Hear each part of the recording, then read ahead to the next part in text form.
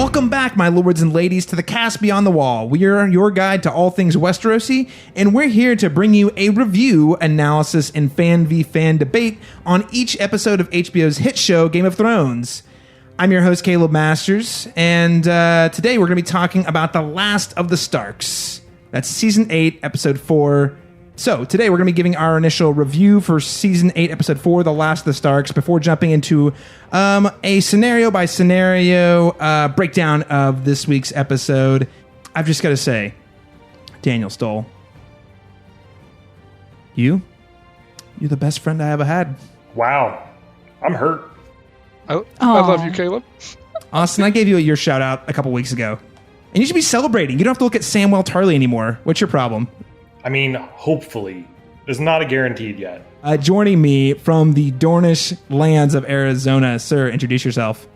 My name is Austin Kari, and I'm reminded this week of the words of a very wise man that you either die a hero or you live long enough to see yourself become a villain. Harvey Dent. That's apropos. That is very appropriate. Austin, this applies to something so much bigger than life, because I actually think about this quote semi-often these days. It gets truer the older I get. Am I getting jaded? Yes. You're just becoming real. Sad day. Thank God this is a Game of Thrones podcast. We're allowed to be down on the planet. Okay. And also joining us from the Starkish lands of Kentucky, sir. I'm Daniel Stoll, and this episode was great. I had a lot of great moments, great scenes there, but there was one scene that kind of left. I felt like there was something lacking. Tyrion and Qyburn, they were talking to each other, and I just felt like there was something more. I guess I just expected more out of a hand-to-hand combat. Boo. Wow. Hey, everybody loves a good pun, okay? No, I adored it. I am very excited that we're continuing our rotating guest spot, as we always do. And this year, this is our last year, so I thought it would be great to bring back a little bit of a greatest hits, mostly people who've been on the show for several consecutive years. So, of course, we had Ben Friend 2 weeks ago. Last week, we had Good Trash Media's Dalton Stewart. And to bring on the next guest, we have Alexandra of the House Bohannon, first of her name, the Unburnt, Queen of the Americano, and the first of the Mocha, Khaleesi of the Great Grass Tea and Breaker of Cappuccino, and Mother of Lattes. Alexandra, welcome back. God bless you. That was beautiful. Thank you. I feel so honored for such a ornate and spectacular title such as that. Yes, hi, Alexandra. I'm here to talk Game of Thrones with you. Glad to be here. You can thank our unofficial sponsor, not sponsor, hashtag Starbucks, hashtag not Starbucks. But seriously, Starbucks, give us a call. We're taking sponsorship dollars as we speak. That's right. I saw in a LinkedIn article that it doesn't even matter if the brand of that particular coffee cup is Starbucks or not. The current valuation at that, quote, product placement is $250,000 worth of free airtime. It basically, in this article, it said it was like the amount people would pay for like the Super Bowl in a Super Bowl spot, like that amount of airtime panache. Man, that coffee mug, that's hilarious. Firstly, yes. It's not even clearly a Starbucks cup. Like, it's kind of ambiguous whether it's a Starbucks cup, but because Starbucks is so ubiquitous with to-go coffee in our culture, it's like tissue paper, it's like Kleenex, right? So everyone was saying it was a Starbucks cup, and it got all that social buzz off of a mistake on the filming of Game of Thrones. And Alexandra, you actually have some experience working on film sets, correct? Yes, indeed, sir. So maybe you could talk a little bit about, like, how does this happen on a film set? Basically, I can imagine this kind of mental journey, like, because I'm like, the first thing I saw, I'm like, oh, gut punch. It's like, whose ass is getting handed, like, everyone's right now over this flaw. And basically, what it amounts to is it's probably like an overnight shoot. Everyone's really fucking tired and they finally got the take they wanted, and everyone's tired. Everyone wants to wrap or go to lunch. And like, that's the take that ended up being the take. And then, yeah, I mean, also the fact that it's like coffee. So that would imply to me, I doubt they're doing this scene like early in the day. I mean, it seems like something that's like they either just got back from lunch or they're going to lunch, and everyone just wants to wrap, go home, or at least like lay down for like a little bit on such an intensive shooting schedule. And yeah, so the script supervisor missed it. The whole camera department missed it. Like every single person on that set missed it, including, I mean, the talent missed it. I mean, even though, I mean, it's kind of incredible because it's like sitting right in front of her, but there's a point where you're just kind of face blind to stuff. Like if you just don't even think about it and you don't even think about its presence. One thing though that kind of still floors me with all of that said and done is the fact that it went through the entire post-production process. Yes. Went through color grading, went through editing, and they're like, yeah, we're using this take. And maybe it's because of I know they keep giving shit about the darkness of the production values on these episodes with the light and everything. So maybe it's just like, again, you just get face blind to seeing this kind of stuff over and over again. But like I've actually, on a similar experience, I'm trying to remember what film it was, but I was around an editor and he starts like freaking the fuck out. I'm like, why are you freaking out, man? And he's like, look at me. Cause this editor was also, he was like the still photographer. And he's like, look at this shot. And you can see this crew guy reflected in a mirror that's like clearly in the middle of the scene. And so it's something that he's like kicking himself over, obviously. But they ended up just matting it out, like painting it out. And I'm kind of surprised that with all this money, all this oversight, just HBO's hand on top of them, that it went all the way through. It's kind of surprising. Yeah, I think that's the more surprising part to me. The editorial part process. Yeah, that's the more surprising part to me is not that it made it through production. It made it through production because that stuff does happen. But the fact that, because there was all sorts of people who signed off on this, guys. I mean, you have your editor, you have your VFX, you have your sound editing, like, and then the executive producers, like everybody signed off on this. So, yeah. Wow. Which is why I think some people are like, oh, what if it's for some reason, an Easter egg, something like purposeful, because it's kind of hard to imagine that it went through like actual product placement. Yeah, like insane, right? It's like that many levels. At this level of a production, how does this many people miss a coffee cup? Especially since I believe we had like 2 years to do this. Yeah, 2 years to do it, and also it's now missing the coffee cup. Yeah, with a Thanos snap. Oh, they fixed gone. it. Well, good for them. I'm glad that they were able to. I mean, obviously, with that production level, you can just immediately, and it's only on streaming, so yeah, good for them. Man, that sucks to be anyone on that. I feel your pain, employment line. Yeah, I hope someone didn't lose their job over that. Oh, people definitely lost their job over that. I'm certain. Now, if you want to keep up with all of our posts here on the Cast Beyond the Wall, you can follow us on our social media channels, including on Twitter at cast_beyond_GOT and on Facebook at facebook.com/the Cast Beyond the Wall. And of course, you can also follow our posts in addition to all the posts coming out of Good Trash Media, our host at goodtrashmedia.com or on Twitter at good_trash. But guys, we've got like 2 episodes left, 3 podcast recordings left. So we really want to hear from you, the listener. What do you think of Game of Thrones so far this season? What do you think of the show as a whole? What do you think about the podcast, The Cast Beyond the Wall, and how we talk about the show? We really want to hear what some of your favorite memories of the show are, and it would be preferable if we could get those memories in the audio form. So you can actually submit today for a chance to have your voice heard on The Cast Beyond the Wall by sending us a voice memo if you're on iPhone. So that is the voice memo app. You can open that up, record, talk into your phone, and then immediately email us whatever your thoughts on the show or the podcast are. We'd love to hear from you there. If you're not on iPhone, I know there's a number of recording apps you can use there as well. If you don't want to be heard on the air, but you really want to chime in on your favorite Game of Thrones memories or your favorite memories of The Cast Beyond the Wall, as we're coming up on episode 50, you can send all memories to castbeyondthewall@live.com.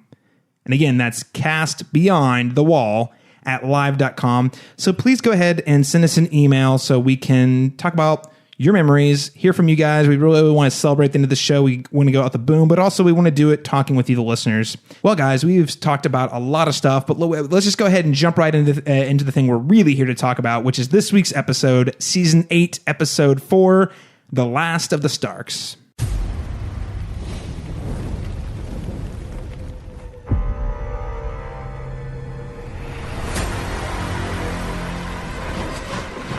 We have won the Great War. Now we will win the last war.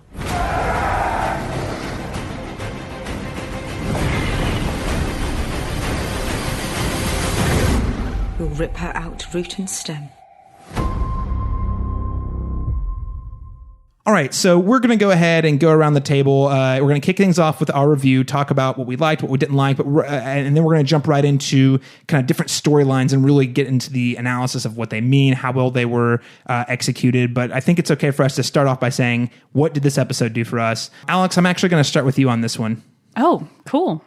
I have to say, my general little one-sentence review is I liked about half of this episode. And there is like a clear break in which I stopped liking parts of it. And even like the more controversial parts kind of happened within the parts that I really enjoyed, like us being at Winterfell. I liked all of that sequence. But then there's this big shift, and we'll probably get into that later, where the pacing kind of goes off the rails. I don't really know where characters are in space and how they got there so quickly or so slowly, or where people are talking about scenes when there were somewhere else like 2 minutes ago. And then, yeah, like, and that kind of just really took me out of it and made me not enjoy it as much. I certainly am not internet mad about this episode, nor am I mad that people really like this episode or really hate this episode. I'm just pretty indifferent, but it's kind of a bad place for me to be in personally, because we're getting so close to the end here, and we already kind of threw out everything I thought would happen for the show out of the window. And I don't know, being indifferent this late stage of the game is not great. I mean, I'm glad people are like really, really on fire, passionate out there, but I feel like I should be walking away with it from this episode really just like drooling as to what's going to happen next. And I know we're going to have a big battle, but like, I'm just casually like fine with it. And that's not something I really like. That's not a place I really want to be at this late stage in the game. But we'll keep passing the baton here. Austin Lucari, what did you think of this week's episode? You know, I'm trying to set aside some of my disappointment from last week in terms of what I wanted to see happen, not happening. So that I've kind of set that aside. It's like, you know, that's in the past now. What does this have to offer?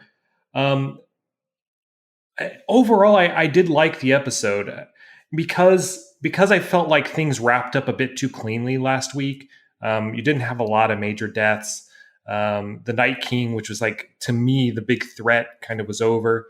This episode provided some complication, which I really enjoyed. It provided some messiness and gave me hope that the series as a whole isn't going to wrap up as cleanly as I was afraid it might. Totally agree with the pacing issues. I feel like, you know, the past at least 2 seasons, probably 3, that's been a consistent problem. And in this episode is pretty egregious, I think. But they're just trying to rush, right? They're trying to rush to the end. They want to be done with this. They want to move on. And so there's a lot of that. There's a lot of shortcuts, a lot of kind of logical holes, basically. That. So at this point, I'm kind of like more focused on what's happening rather than how it happens. And I feel like the what was pretty compelling and helps me get excited about the next couple episodes. The how, I'm just going to try to ignore as best I can. Yeah, I think they raise some good points. I was pretty positive on this episode. I definitely enjoyed it. It reminded me a lot of a season 1-esque, with obviously the pacing problems and not nearly as much polish. But I still thought some of those pieces came through, especially with a lot of emotion going on with different characters, witnessing different things and trying to convince other characters to believe certain ways. And that reminded me a lot of season 1, season 2, where you have all these interesting dynamics going on between all these characters. And like you guys said, I agree that there are some issues with it, but and that's just something we're going to have to accept. I think at this point, it's very clear that they just want to get done with the show. And it's unfortunate that we've lost some of the beauty that happened in those smaller moments that we were used to in the earlier episodes. But all that said, I still really enjoyed this episode. I really like this episode overall quite a bit. All of the criticisms you've laid out there are all true. The pacing is a mess. All of the nuance is there's not much nuance. There's not much polish. But honestly, this is what I've come to expect from Game of Thrones the last year and a half. Well, I guess season and a half, I should say. In my rewatch, to my surprise, when I got to season 7, the first half of season 7, again, even worse as far as like speeding things up. But the actual what was happening, and I would even say how it was happening, was pretty compelling, specifically on the writing side. While a little clunkier, a little sloppier, it still had that emotional impact because, you get to see Jon meet Daenerys. There's all these big moments we've been waiting years to see, and they finally happened. And I would say an overall satisfying way. The breaking point for me, though, where I just like totally was like, this show has gone off the rails in a way I don't appreciate, was Eastwatch. That episode made me so, if you go back and listen, I hated that episode. It made me so mad. That's when they had this big meeting where they decided they were going to go and take the white beyond the wall. All the things you said, Alex, and all the criticisms you guys put out here, I felt the same way about that episode. The thing that and I think they're present here, it was another transition episode where they just had to move the pieces into place as fast as they possibly could. And I think that's present here. The difference for me with this episode is, to Daniel's point, I really like kind of hearkening back to season 1 and 2 of Game of Thrones. A sister who is, given this privy information, she has to decide. Well, I mean, both Jon and Sansa have to decide. We have this information. What do we do with it? And to Jon being a Stark, he's like, we know who he is, and we're going to get into the specifics, but he passes it off. And then he tells Sansa, and we're all like, oh, well, what's she going to do with that information? The interesting thing is, what is the consequence of these actions? And I felt like a lot of consequences shine through in this episode, and a lot of the politicking. I thought some of the Varys Tyrion stuff was really strong as far as like the plotting and the scheming and people talking about backstabbing, people talking in rooms. A lot of the things I liked from those earlier seasons were very present here. And to Austin's point, I think the outcome is messier, and it sets the stage for a conclusion that does not wrapped up nearly as neatly as I was concerned it might. I'm not going to say this was a perfect episode. Yes, it's sloppy. Yes, it's rushed. Yes, the writers of Game of Thrones sometimes are a little insensitive and don't realize it. There's a lot of things here to talk about that are big problems. But at the end of the day, I felt like I got what I love about Game of Thrones delivered in this episode. And I will say it's still not as good. Like, the writing is not as sharp as those earlier seasons. Even though it has elements of what I like, it is definitely still a lot clunkier, a lot less nuanced, and certainly a lot less subtle. All of that is totally out the window. It's like they got to get to the meat of what you're talking about in every single scene. Overall, though, I'm pretty positive on it. I think I like it better than the season premiere. I'll put it that way. So my third favorite episode of the season so far, and better than any of the last 3 episodes of last season. Okay, so enough on that. We all have mixed feeling, generally positive between me, Austin, and Daniel. A little less so with Alex, but I would say generally we're mixed to positive overall. Yeah, more or less. So first little subplot we're going to talk about is remembering the dead. We're here to say goodbye to our brothers and sisters, to our fathers and mothers, to our friends, our fellow men and women who set aside their differences to fight together and die together so that others might live. Everyone in this world owes them a debt that can never be repaid. It is our duty and our honor to keep them alive in memory for those who come after us and those who come after them. For as long as men draw breath. They were the shields that guarded the realms of men. And we shall never see their light again. So, we have this big memorial scene where we actually, in Austin, you said not very many people died. And I guess by head count compared to the total body of characters, you're right. But whenever we got to the sequence, I was thinking, oh man, those losses, man. We actually lost a lot of good people.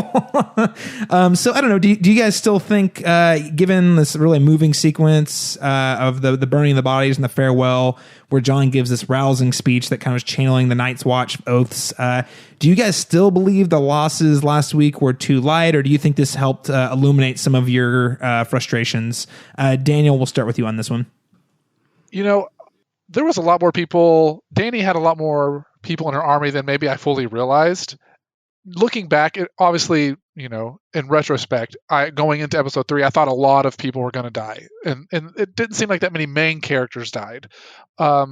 Seeing where the show was going now, clearly that episode was a lot of it was about making it so that Dany didn't have an overwhelming advantage going it down to Cersei and making it basically an even playing field, because there was a lot of dead people. I mean, nobody that we knew by name, but there was a lot of dead people there. And so it equalized the playing field in a sense where we don't really know where it's going or who's going to win coming up in the next battle. So for me, I didn't have as much of a problem with main characters not dying. More of that was they put these people, speaking back to last week's episode, they put these people in what appeared to be scenarios that were of course they're going to die in the situation. Then they cut to the next scene and they're alive and they survive somehow. That was more of the problem than the fact that they actually lived. So it was pretty impressive, if that's the right word, to see how many people actually bodies were just like sitting out there that they had to burn. And I think that really does bring to show how devastating it really was, and it's not going to be nearly as easy as it had looked, at least from Dany's perspective. Yeah, I'm still wrestling with this one, because I mean, it is it's hard to explain, because it's like, yeah, no main characters died. Look at all the people in the world, that the volume of the impact on her armies and her success rate, but at the same time, I mean, I don't know. I still oscillate back and forth, and I don't want to show my hand, because I have some thoughts about, like, specifically like Brienne and where kind of her arc has gone, and if her arc should have ended at the battle. I don't know. I'm kind of like on the fence on if specifically her and her story needed to end there or not. But yeah, I don't know. Like, it's fine. And I think this beginning portion was my favorite sequence in the episode, because that felt like old school Game of Thrones to me. Like, it was like very somber, very mournful, very real. And then when it goes into the feasting thing, all of that felt like the kind of Game of Thrones that I really, really deeply enjoyed. So even if I wanted a higher head count of like actual named characters, yeah, it's fine. It is what it is. She doesn't have an overwhelming advantage, like Daniel said. So, I mean, that's where she needed to be positionally going into this next episode. First of all, you said a lot of good people died. One good man died. And then a couple B characters, all right? Yeah, yeah. There's only one good man. There was only one good man. Yes, my thoughts on that still kind of are the same, but it's basically for what Daniel said. Like, they put characters in situations where they should be dead, and then they just didn't die. It's my issue I've had with Sam throughout the entire series. Like, he should be dead, and he didn't die. And to your point, like Brienne, what was the point of allowing her to survive? Yeah. Sam, Tormund, like there's characters like who you could have just killed off, and it would have felt so much more impactful, at least to me individually, than just sending them off into the darkness somewhere and live happily ever after. It just seems weird to me. The Tormund thing in particular, that was the one that, like, especially seeing how, we'll get to it, that he kind of pieces out after this episode. I was like, oh. Yeah. Just gonna go hang out with the And it seems like Sam does the same thing, but, like, it's just so weird. So, yeah, I think the losses were still too light. It just goes back to, like, I felt really baited in episode 3. I guess they couldn't kill all the wildlings. Maybe that was the rationale. I don't know. I agree with Daniel. I'm just going to say it right now. I wholeheartedly agree with Daniel all the way. Because at the end of the day, I think the purpose was to make it even the odds between Daenerys and Cersei, which last season was, I mean, even with some of the stupid strategic decisions they were making, was overwhelmingly in Dany's favor. Now it's not looking quite that way. I think going back, my biggest problem with last week's episode was the editing. But as far as it relates to this episode, I don't know. I felt sad. The Sansa Stark putting the Stark sigil pin on Theon. Oh, guys, that was a good character arc moment. Like, that completed that, and we could have had that with more characters, but they chose to like chicken out for some reason. Well, there has to be people who die in the last battle too. Which, let's be real, I guess. Or you just send them off into the north or to live to live with Gilly somewhere. And or crying in the hallway with a bathrobe on. Like, I mean, just like... Listen, Austin, Samwell Tarly is going to make it to the end. He has won the Game of Thrones. Those are the three most egregious, like, should have probably just died. He's the narrator in this story. Clearly, he has to live. And he's got a baby on the way, too. All right, well, let's keep moving on. We have so much more to talk about. So that takes us to the feast, which was a really incredible sequence. So for those of you who don't watch, by the way, you guys should all go watch the like little making of featurettes that come out the day after the episode airs. The one this week was like 17 minutes. The one for last week was like 40 minutes long. It was like a short film, basically, just going into the making of, they've had one each for episode. And no, I'm not talking about the little inside Game of Thrones that happens right after the episode when you stream it or watch it. There's like a full like documentary making of this episode that drops on YouTube the next day. Check them out. They're really insightful. This scene, yes, it's a bunch of characters we know just sitting around eating dinner, drinking, and screwing around. But these scenes where they have this many characters and these many plot lines happening right on top of each other are actually crazy complex to film. And it just did a really great job of, which is how we got the coffee mug on the table. But I think the making of is really a really insightful way to look at just how hard it was to shoot this scene with this many characters that went this long. I think they said it was like a 14-page scene, which I know that doesn't sound like a lot to a lot of our listeners, but 14 pages of filming is a lot of stuff. Yeah, that was, I mean, they have like an exorbitant budget, but like I remember us being like dialogue heavy moving people kind of heavy scenes. It's like for that kind of thing, it's like 2 to 3 pages a day. Yeah. A day is 12 hours. Yeah. So it's just, it's a lot. Yeah. So a lot's going on here. A few things we hit on. We have Gendry is named the Lord of Storm's End, which has historically been a Baratheon castle. We have Tyrion talking with Davos, kind of closing the book on the Melisandre storyline, the Lord of Light. And I want to talk about that a little bit, actually. Do you guys think we're going to hear we've heard the last of R'hllor, the Lord of Light? Do you think it's going to come back in the last 2 episodes? Do you think there's going to be any sort of explanation in any way? I think probably not, unless there is something still to do with Bran. And I feel like Bran still has some role to play. If we ever hear anything else about the Lord of Light, it'll be because of him. Yeah, I actually agree with that wholeheartedly. Yeah, I think that's yeah, totally it. Austin totally nailed it on the head. I almost feel like, see, here's the thing. Because they mentioned it, I now think that Bran is going to reveal something critical related to the Lord of Light. Maybe it's because the show's gotten so heavy-handed, but with so little screen time they have, for them to have a conversation about that specifically seems kind of strange.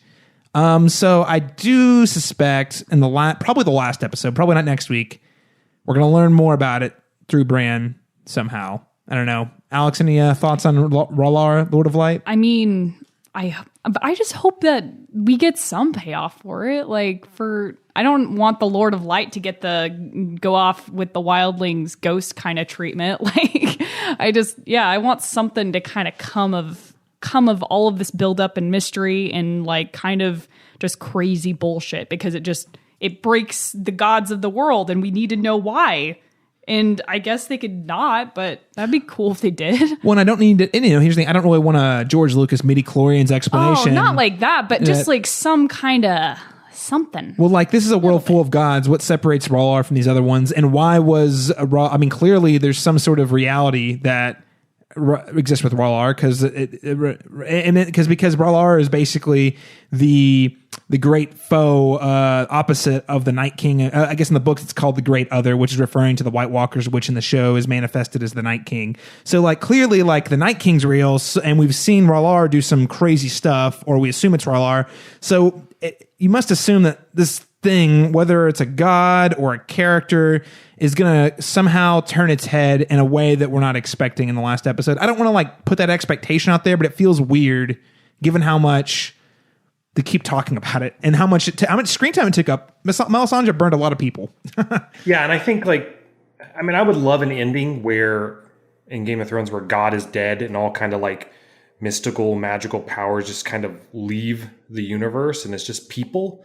I would love that ending. And I don't know if we're going to see it, but I really hope that's where it goes. That would be more interesting than just someone else's ass sitting on the Iron Throne and that being it, you know? I think someone sitting on the Iron Throne is actually the most boring version of how this show ends imaginable. Yeah. So speaking of Bran, there's a little quick exchange between him and Tyrion. And again, Bran just doing his normal really stick. sick chair. Is that really sick chair? And apparently he got the plans for that chair from doing his three-eyed raven thing. He traveled back in time to see an ancient Targaryen who built a similar wheelchair and somehow brought the design back to modern times. And that's how they built it. He's going to start his own furniture business, man. That's the spinoff show. It's like a reality TV show starring Bran, the three-eyed raven. Bran is just like Ancestry.com. You can look up any relative you want if you just like hand him enough money. Like, and he just he goes becomes back in time. Miss Cleo of the Yes! Westeros universe. Okay, but seriously, I've already said it many times. I guess we've already kind of put it out there. Alex, I guess, weigh in on Bran. I will be so mad if something weird doesn't happen with Bran. If he just like continues to be his little stoned like John Lennon or whatever, and he just sits back and just like is weird and doesn't do anything. Like, I'll be so mad. Like, I just need to have some kind of payoff there, like of him contributing in like, oh, this is like how he impacts the plot in some way in the future. He has to, right? He has to. Yes. Yeah. Well, he's been doing it for like 2 seasons, right? Like just sitting there. We don't know what's going through his head. Even in the middle of the fight, he just nopes out and wargs into some birds. He's like, I think I'm going to go flying. Peace. Well, and that's the other thing. What was he doing that whole time? He couldn't have just been flying birds around the whole time. I saw a drawing online. He could have strapped dragonglass daggers onto the ravens and just like stabbed people with them. He could have been a force to be reckoned with. Could he not have warged into the Night King's dragon? He has not warged into dragons yet. I don't know if he can or not. That'd be super cool. I mean, I guess we're going to find out in the next battle. Part of me is wondering if they're saving that move for the last battle. I was really shocked he didn't do it. If he was going to do it, I assumed he would have done it at the battle for Winterfell. But maybe they're just like, we got to pull one last wow moment out of our hats and where all of us can watch it on the TV and go nuts. Because literally, since the first season of this podcast, so season 3 of Game of Thrones, we've been talking about, so when's Bran going to warg into a dragon? Ever since we found out he could warg. So, I mean, I don't think he cares who sits on the throne. I don't think he gives a shit. No. Because he doesn't want anymore. That's right. Okay, well, that Bran Stark, everybody, he doesn't want anymore. Let's talk about Gendry and Arya, actually. So Gendry is all looking for her. He gets nice and drunk, gets himself a castle. He's out looking for Arya, so excited to give her the good news. And he's real drunk, guys. He proposes to her on the spot. He's like, I'm a lord of Storm's End, and I want you to be my lady, and will you marry me? Ooh, no pressure. No pressure whatsoever. And Arya, of course, kind of recites the line we've heard her say a few times through the show. That's not me. I mean, since the beginning of the show, she's pretty clearly communicated that she's not interested in the whole lady of a castle sort of life. And we see once again, even though I think that idea was teased in earlier seasons between her and Gendry as like a possibility, we see here that at the end of the day, that's just not what she wants. So I don't know. What'd you guys make of that? Alex, we'll start with you. First of all, I have to say that was a great little moment going into Gendry stands up. Dany's like, hey, aren't you that Baratheon fucker? And everyone's like, oh shit, he's gonna die. Like this moment, she's gonna make an example of him. And then she's like, oh, what about Storm's End? And he's like, I'm a bastard. And he's like, well, it doesn't matter to me because I'm the boss. And so he's like, cool. And I like that. I thought it was a cool moment. It was definitely demonstrating Dany is trying to get better at PR. That was like a press release for her, like, monarchy, her campaign, I guess. It was definitely her trying to ingratiate herself to the people, and I think most of them saw really through it until Sir Davos started clapping. So I like that little bit, though. Yeah, Sir Davos to the rescue, by the way, because he's technically Team Jon, but he's like, everyone's kind of awkwardly like, is she okay? We can't trust her. This is manipulative. And even Sansa has that look on her face, has those shifty eyes, like, nah. But then Sir Davos is like, Sir Gendry, Lord of Storm's End, and then everyone else is like, yeah, Yeah. that was a great moment. I have to say, Danny, Amelia Clark, even if I disagree with what some of the characters are doing and the action and whatever that unfolds, I really love the acting. The acting is still A grade top notch. And I have to say that dumb fake smile she has anytime she does anything for her to be smug about, it just it's perfect, and it just looks, and it's just right for that moment. Is this her best performance ever? She was so good in this episode. She was. I think Amelia Clark was possibly the episode MVP in terms of acting. I would agree. She almost deserved an Emmy just for this episode alone. She did such a good job in this episode. Yeah. Well, because she also has to deliver lines between a really intimate scene with John later that I actually thought she delivered in spades. Yeah, we'll get to that. But I think Amelia Clark, that moment with her kind of I reward those people who fight alongside me. See how awesome I am? Yeah. yeah, it was great. Yeah. And then going into Gendry and Arya scene, I mean, I thought it was, I didn't have any qualms with it. I thought it was well done. And I mean, it continues to establish who Arya is as a character. And I thought it all kind of worked. The dude's drunk, so of course he's going to propose to the the girl he did last episode or the two before. 2 episodes. Yeah. Well, I mean, I guess his natural thing in that world, For sure. in that world, his thought is probably, well, we done did the deed, and I'm a lord now, so obviously, Why not? Yeah. Why not? Austin, I see you shaking your head over there. What do you think of the Gendry Arya scene? I got called out. I like the scene. I like that she shot him down because I thought it was hilarious. I didn't like the scene in episode 2, and this only reinforced me not liking that scene in terms of I didn't feel like it was meaningful in any way. I think it was just fan service, and I didn't really like it. And this kind of reinforced my thoughts on that. That aside, I do enjoy that they preserved Arya's character and kind of stayed true to who she is in this particular scene.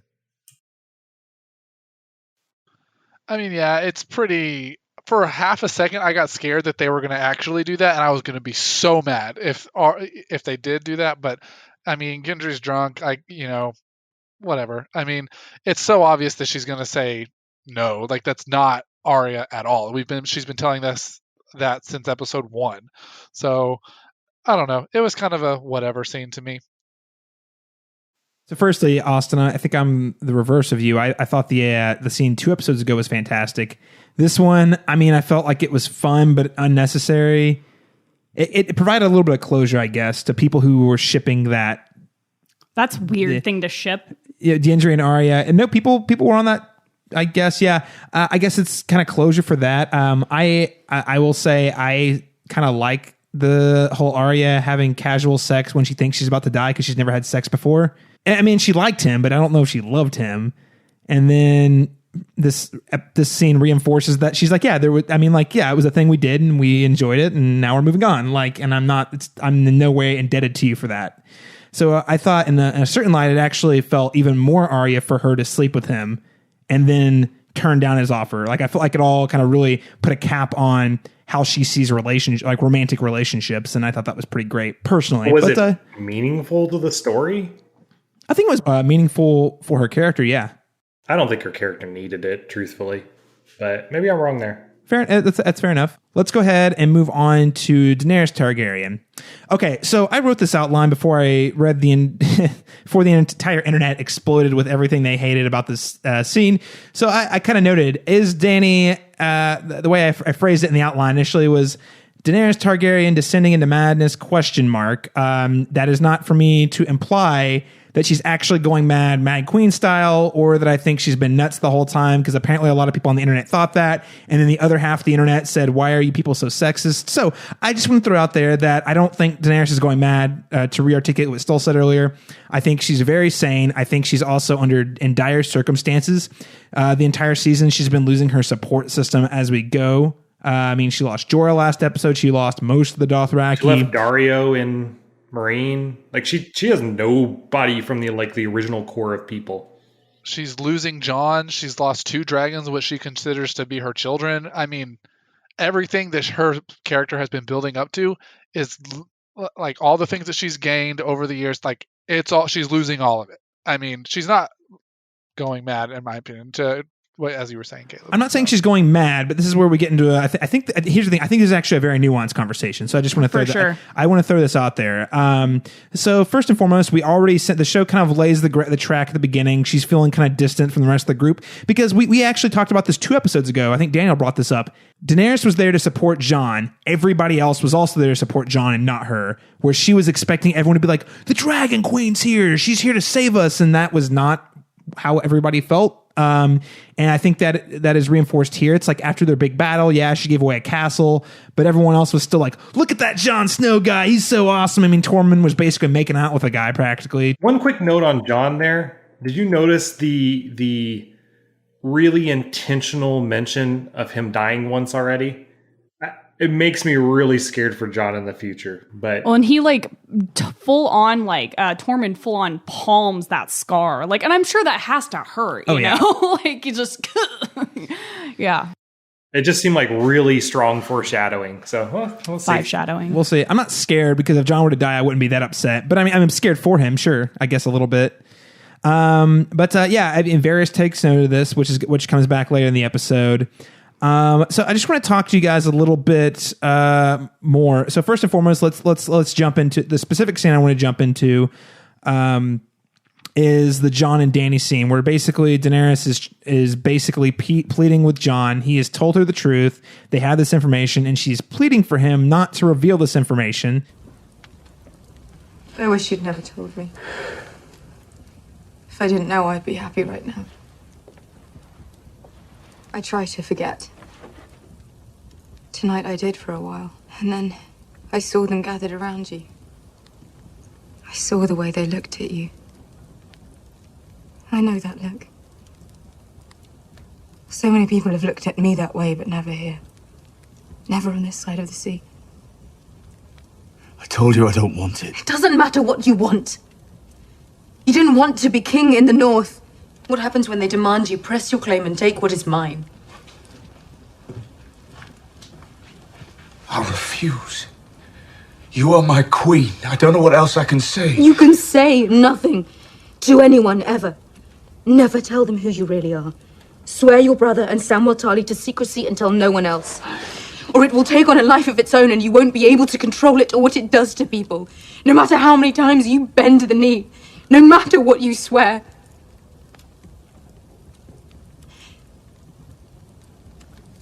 I want it to be the way it was between us. It would create a certain level of doubt amongst her claim.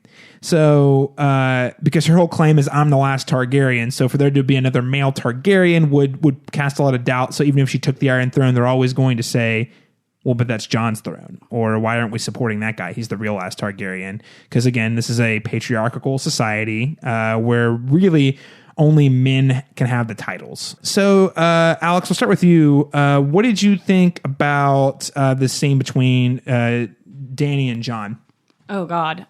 Well, first of all, on the Dany thing, I've been that girlfriend where it's like you're with your boyfriend and you're hanging out with all of his friends and they think he's really cool, but they're all really distant to you because you're just the girlfriend. And that's how everyone sees Dany. And Dany was expecting to be the star of the show when she came over the sea and came over to obviously save Jon's ass, really kind of saving the day there. So, I mean, I really understand that. And but on Dany and Jon's actual scene, I thought it was a very, very moving scene. The fact that she says, I'm not a beggar, but I'm begging you, please, please don't tell anybody about this. And then Jon just goes full on Stark on it. Stupider than Ned Stark stupid. Yeah. Yeah. There's a reason that Ned kept that secret for 30 years. There's a reason. And Jon let's let it go. There's actually no reason to tell anyone. It doesn't make any difference to Arya and Sansa, really, to their relationship.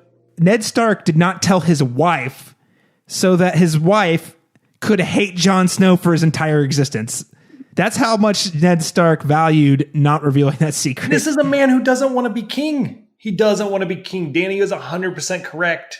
Like, it's just ridiculous. The whole thing's ridiculous. I think this is one of my moments of like characters maybe needing to do what the plot needs them to do, not necessarily what their character needs to do, because like we said, there's literally no reason for him to share this except for Stark honor, him being like a mega Stark and like revealing it to people so that we have like this plot conflict going forward.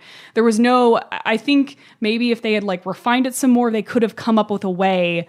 If you had like, I don't know, Littlefinger still alive, he was like out in the hall and he heard this little piece and then he goes and tells everybody. I mean, even that would have been a quick fix. I just want to throw out there, I wasn't going to say it, but now that you mentioned his name, Littlefinger, I just want to say this is the first episode where I was like, you know what? This episode would have been enhanced 500% by Littlefinger being present because it was all You're the not political. wrong. It would have provided so much like the glue between the things, because Littlefinger would have had an advantage from telling all of everyone else's damn dirty laundry. Like it doesn't.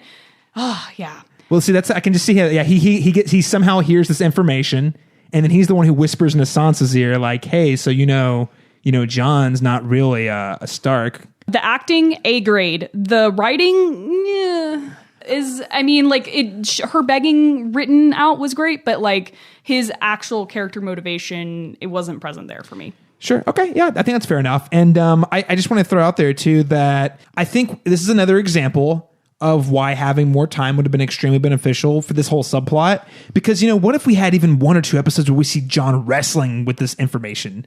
That's the thing. He got it in episode 1. Episode 2, we see him tell Dany. Episode 3 is a battle, so that's not moving anywhere. In this episode, we're already seeing other people find out about it. Like, we really didn't get to see him wrestle or process this information. I mean, this is like his whole life was a lie level of information. You know what I mean? So I think being able to have that time, seeing how he deals with it, having more time would have benefited, maybe potentially remedied his motivation for telling the truth to his family. Not only does it not help him, it directly hurts him. Like he's now put himself in danger of probably Dany. You saw the look that she gave him, and it does more. It doesn't. Not only does it not help him, it damages him in some way. Now, yes, other people now see him as a potential ruler, or we can put him in place now in that regard, but that's not what he even wanted. So like Alex was saying, like his motivation here just doesn't seem to make sense. If he wanted to be more dead or more king, well, congratulations, tell someone, idiot. Like that's the only result that comes from those actions. Yeah. Even Bran was like, bro, are you sure? Because yeah. Right. Bran gave you the warning. And also I'm just saying, like, listen, we all understand why he did this. I think more time would have helped it again because it felt kind of sloppy and rushed. But I do want to go a little deeper into the Dany bit before we touch on the Stark bit, which is so later in the episode, Varys is kind of painting Dany as this potential threat that she might be losing her sanity. So Alex, one really hot incendiary thing online is that the show is being accused of painting Dany. Oh, well, this is how women are always treated, including in fiction. So this is just how it is. Like, this is bad writing. Like that they would write that Daenerys would be undermined by her own people because she's accused of being crazy or out of touch. Outside of the romantic piece with Jon, how do you feel about where it seems they're taking Dany in this entire season, including this episode? Like, do you think this is her actions in this are warranted based on the show, or do you think that it's they're taking too many shortcuts and maybe kind of boiling Dany down to making her a little too simple in her fury? Yeah. I mean, I think they're definitely simplifying because they're basically simplifying everyone to a certain degree because they just have to. They have to kind of chug a lug on.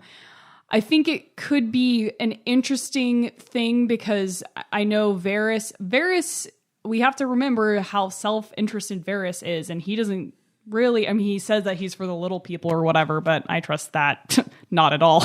But it's like the idea that this guy that is proven kind of being on whatever side is convenient-ish. He's saying, you know, she might be losing her mind. And I think there would be some interesting, like, unreliable narrator stuff where everyone around Dany starts saying, oh, she's losing it. She's losing it. And Dany's like, no, I'm fine. Obviously there's going to be some point, I'm assuming next episode, when she's like, if she burns children alive, everyone will be like, oh yes, she's really losing it. As for the whole treatment of her and like women in popular media and just kind of like saying women are crazy in leadership positions, I mean, it's definitely a thing. It didn't really come into my purview when watching this. I also think this show is also a mirror of reality. I mean, the world in which they live is a deeply sexist, misogynist kind of place. So it's not out of character for it to be shitty in Westeros. Like, if I could live in any fantasy place, would I want to live in Westeros? Fuck no. No, absolutely not. I don't want to live in a place that is like, yeah, no, absolutely not. That doesn't make any sense. So that's kind of where I'm at on calls about specific sexism in that regard. Is these people are not great people, and they're in a not great system. And so I'm not expecting them to act like right. Right. You know? Austin? Yeah, and in terms of Dany being crazy, no, I don't think she's crazy. I think she's impetuous. Yes. Probably not the greatest leader. I mean, we've seen there is definitely precedent for doing horrible things in her past. So in a scene prior to Varys talking to Tyrion, we see a little bit of her talking about, hey, maybe I'll just go burn down all of King's Landing, because Cersei's using her people to hide it. And everyone's like, hey, that's probably not a good idea. And she's like, well, maybe I do it anyway. We've seen her lock people in vaults in Karth as punishment. We've seen her burn all the masters and hang them from like poles and crap. Well, burn them specifically for the specific purpose of like striking fear into people. Right. So she's done a lot of horrible things. And to this point, she's not really ever had a moment where she thought, maybe that wasn't such a good idea. She feels very much that she is destined to be something. And then they talk about it, I think even in the episode where they talk about her walking in a fire and coming out with 3 dragons. So she has a sense of destiny about her. So I think she's never stopped to think about whether or not the things that she has done were right or wrong necessarily. She feels like they're always right because she's destined to do this. So while I agree that is 100% rushed, and that's just going to be the theme throughout. I don't think we can avoid that. I don't think it's out of character for her as much as some of the internet believes that it is. I see both sides of it. I see why people would feel that way, but also I think this is not the example you want to choose for how women are poorly written in television. Because I think Daenerys overall is, and again, I'm a guy. I realize I'm the guy, saying that, so I don't want to outspeak. But she's had 8 seasons worth of really great character development, largely. I think to Austin's point, and one thing that's great about Game of Thrones is you see all the dimensions of all these characters. And yeah, Daenerys is in a lot of ways a symbol for empowered women and inspiring figures, but also at the same time, we've seen her do a lot of things that are questionable in the same way like a Stannis Baratheon, who I'm on the record on this show talking about how terrible he was because he was burning people alive. The same thing Daenerys was doing in a roundabout way. And there was a lot of people who supported Stannis as well. And I was like, everyone's kind of complex in this show. I think Daenerys is trying really hard to mean well, but given the circumstances and the hand she's being dealt, I think she's beginning to think in desperation in the same way that Stannis Baratheon did, in which he burned his daughter. So, and obviously that didn't pan out for him. So just something that I want to, I hope listeners will consider. Daniel, did you have anything else you wanted to add on this particular topic? I think that was a good point that you brought up, Caleb, and I agree with what you guys are saying. Comparing her to Stannis, Stannis had this like, this is my destiny, this is my right, I'll do whatever it takes to get what belongs to me. Dany has that same kind of mindset.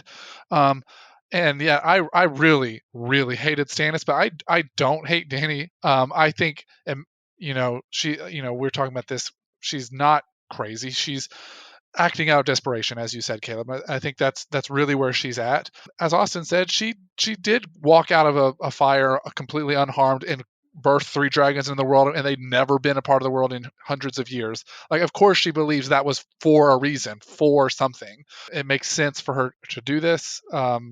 And I don't see it as, I don't see it as out of character or anything like that. So yeah, no, and on the Stannis note too, I think the difference there is, Stannis was a guy who already was a royal to begin with. We've seen Dany go from basically nothing. Actually, no, she went from being a slave to being this incredibly inspiring conqueror. So that's something that's really admirable versus Stannis, who was a guy who just happened to be the next in line, who happened to be a military general, who happened to have the resources because he was born with them, not because he earned it.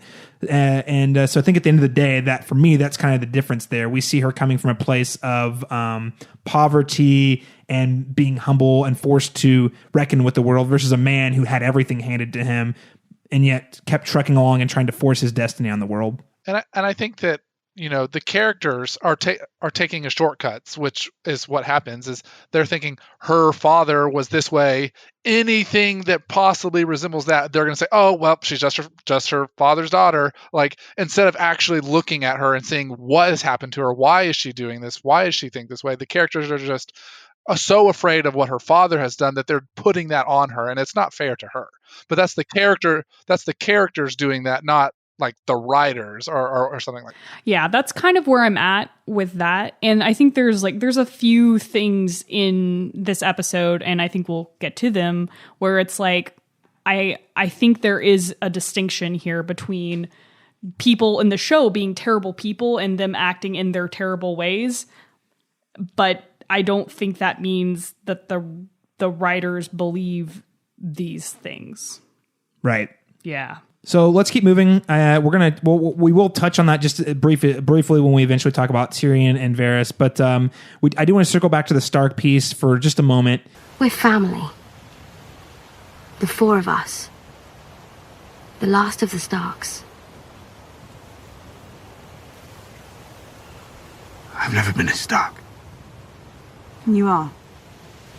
Just as much Ned Stark's child as any of us. You're my brother. Not my half-brother or my bastard brother. My brother.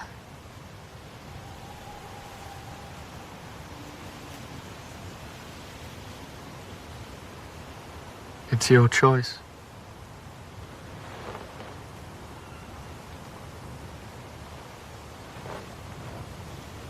I need to tell you something.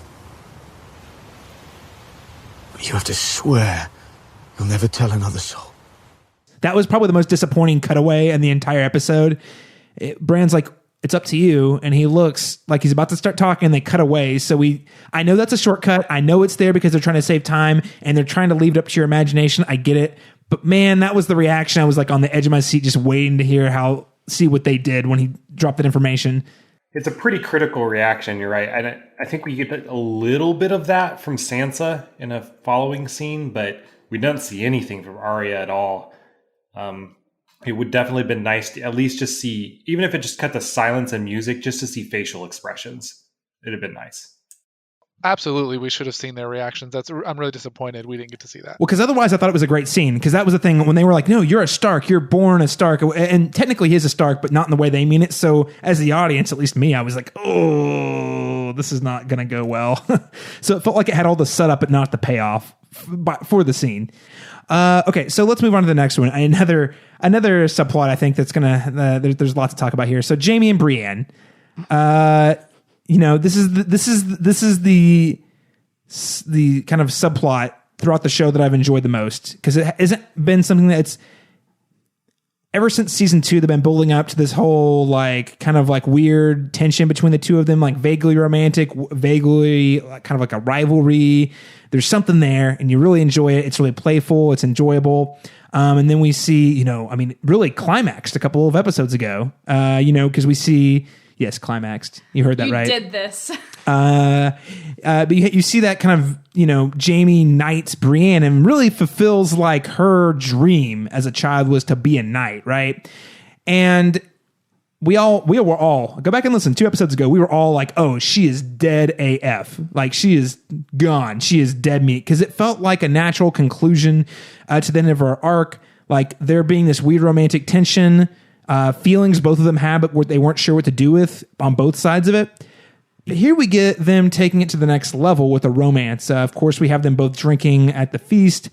I did think it was really fun how they were playing the game together, like the whole game that Tyrion set up way back in season 1, like the drink if it's the truth sort of thing. Super fun. Until Tyrion's a dick and then asks about the virginity, which that was one of the moments I alluded to earlier. I was like, I mean, it doesn't impact the plot per se, but such a weird thing for him to say. It was a weird thing to focus on. Like, I didn't like that at all. Like, why do we give a shit about her virginity? Nobody cares. He must have been real drunk. That's all I'm saying. Like, real drunk. This, of course, leads to them drunkenly. I think Brienne was actually relatively sober, it seemed like, but Jaime was definitely super drunk, turbo drunk.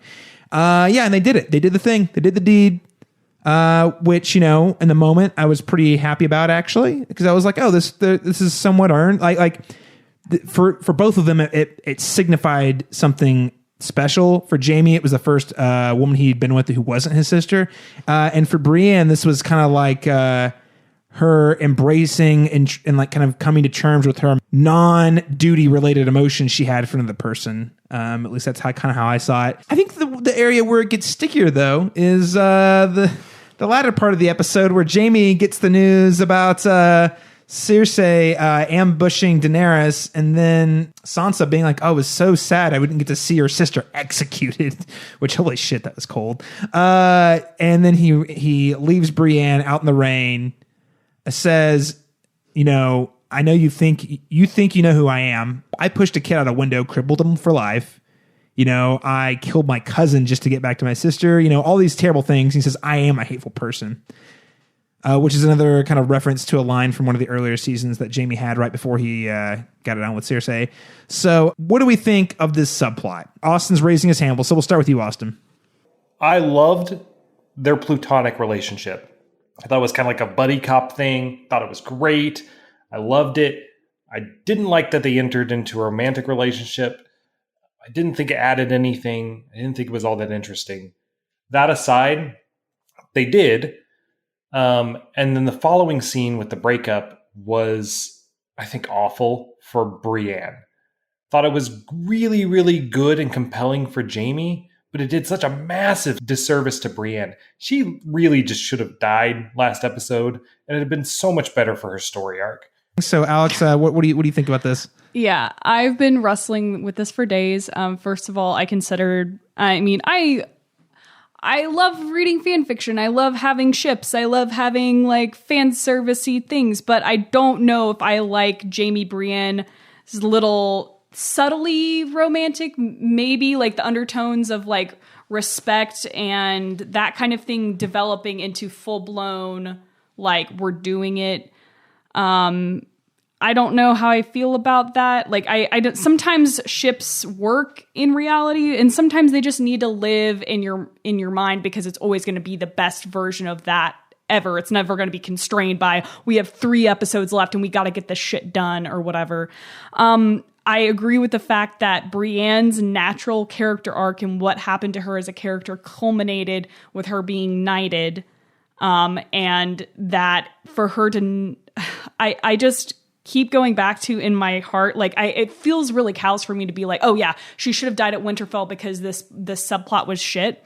But if the alternative is the last we see of Brienne is her in a bathrobe crying in the rain over a boy, that is an insult to her as a character and who I've looked up to for so many years. Like that's probably going to be the last image we have of Brienne. It's not her kicking ass. It's not her valiantly dying or protecting the Stark girls or any of the things that she has upholded her whole like character arc. It is her crying in the rain over a fuckboy. Like, I mean, that makes me really sad because we sent off a lot of characters this episode and it's probably going to be the last time we see Brienne in a meaningful way. And if that's the case, then that's really disappointing.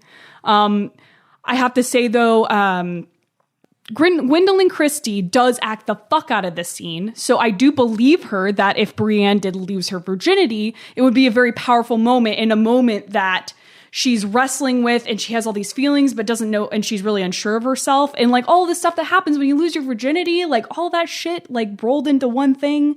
So I do believe the acting. I do believe the moment, but I don't like that if that's the last moment we're going to see Brienne like in the show. We're going to leave her there. Daniel Stoll? I don't know. I have some conflicting feelings, I guess, about this scene. Her character arc, obviously, I was with you guys. Like she was dead to rights in episode 3. It made a lot of sense for it in that way.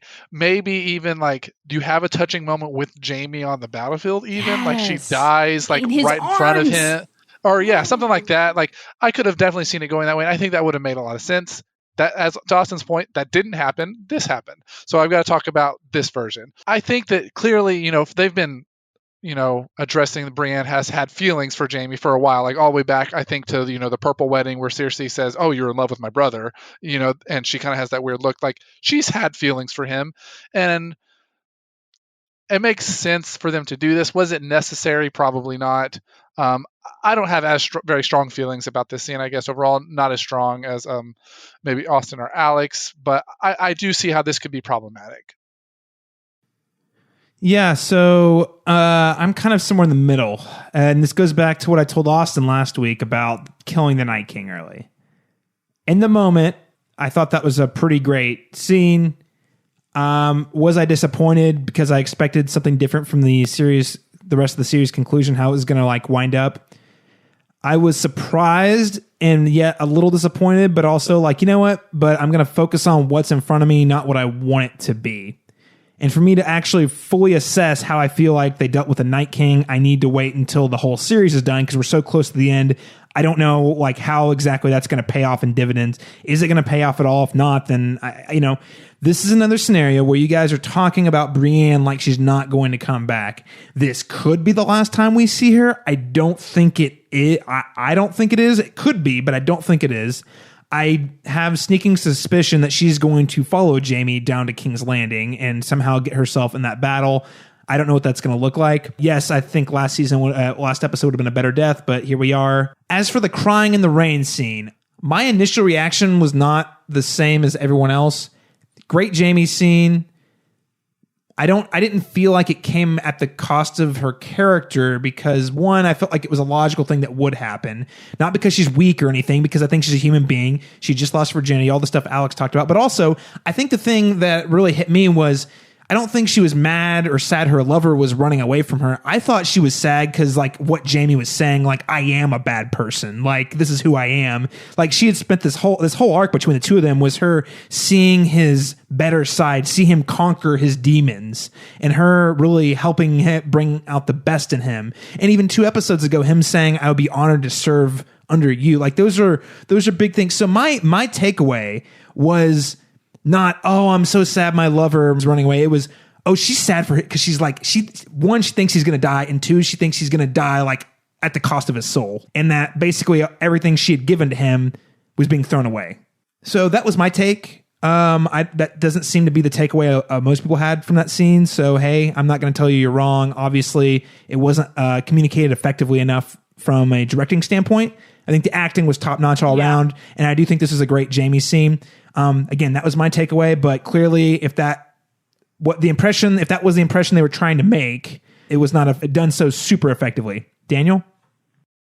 So kind of going back to what Alex was talking about a little bit, like, so a lot of Brienne's character she's kind of this cold, like she has this very, very strong connection to duty, to honor, and she's obviously the most knightly person on the show. Like she behaves in the most knight-like manner, and anytime someone tries to get emotionally close to her, she's very like there's a wall there, right? So this is the first time in the entire show where she's kind of let that wall go down, and she's vulnerable with Jaime, and so I think it makes sense that the one time that she is completely vulnerable with someone, because to go, that's just it to enter, to undress in front of someone, and to have that moment is a vulnerable moment. It makes sense that you would have an emotional response to when you finally drop your wall and you become a little bit vulnerable, that person seems to maybe not be the person that you thought they were, as Caleb was saying. I agreed, if that's what they were going for, probably didn't execute it very well.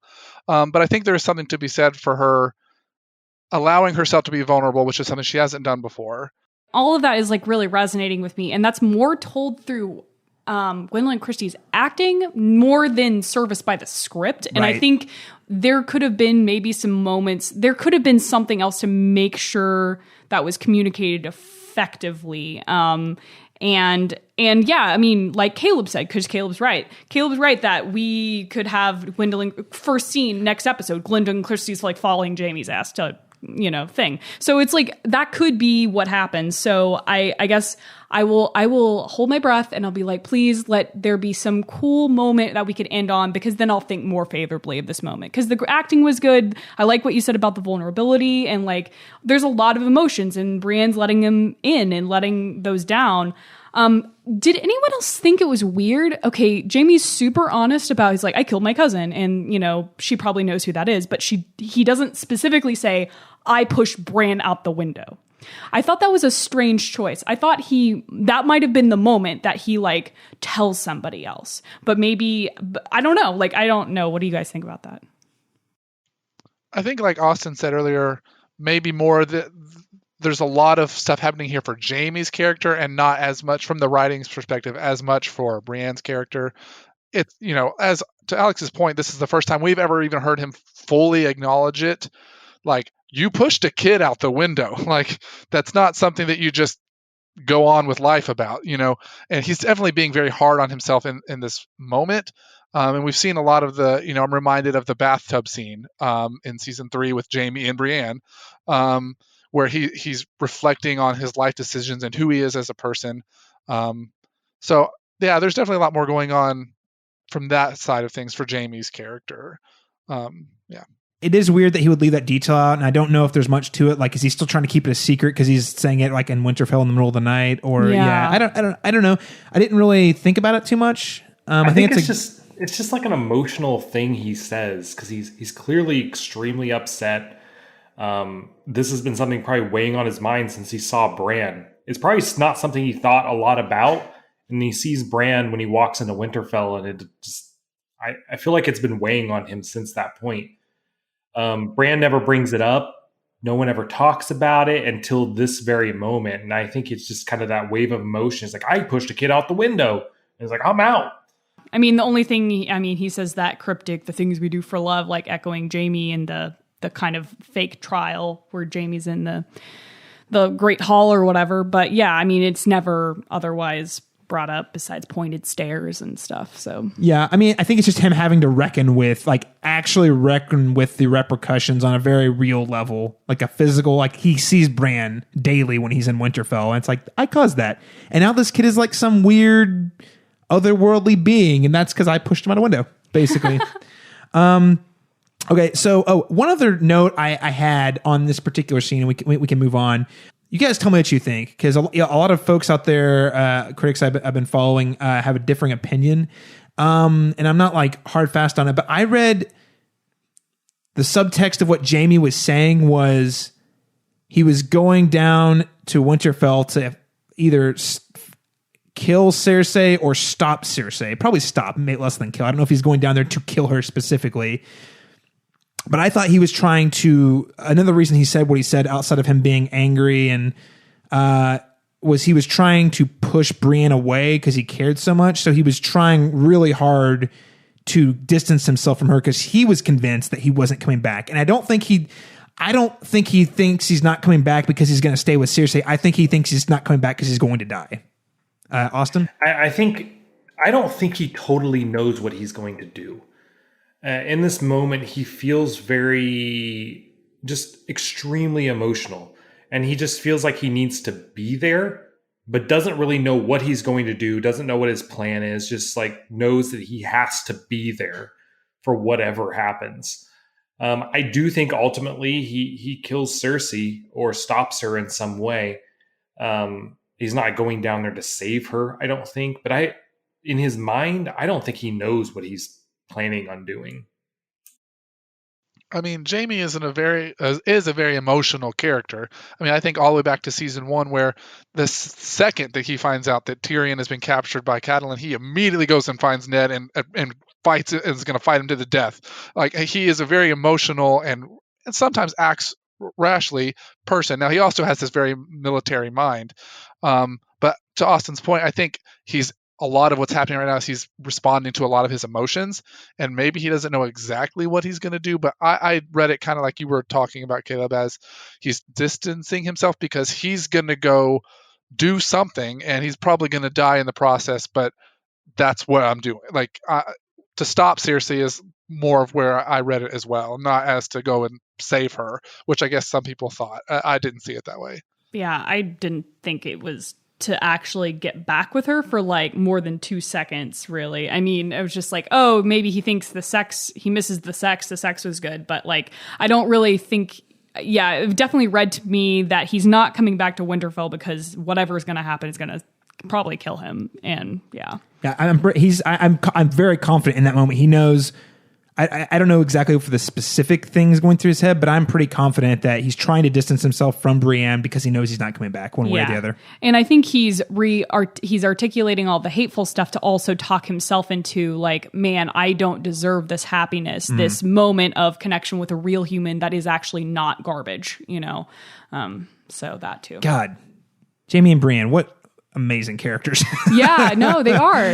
Yeah, and to your point, though, going back to what you said earlier, Alex, though, you're 100% correct. If this is the last freaking scene we saw with Brienne, I will be so furious.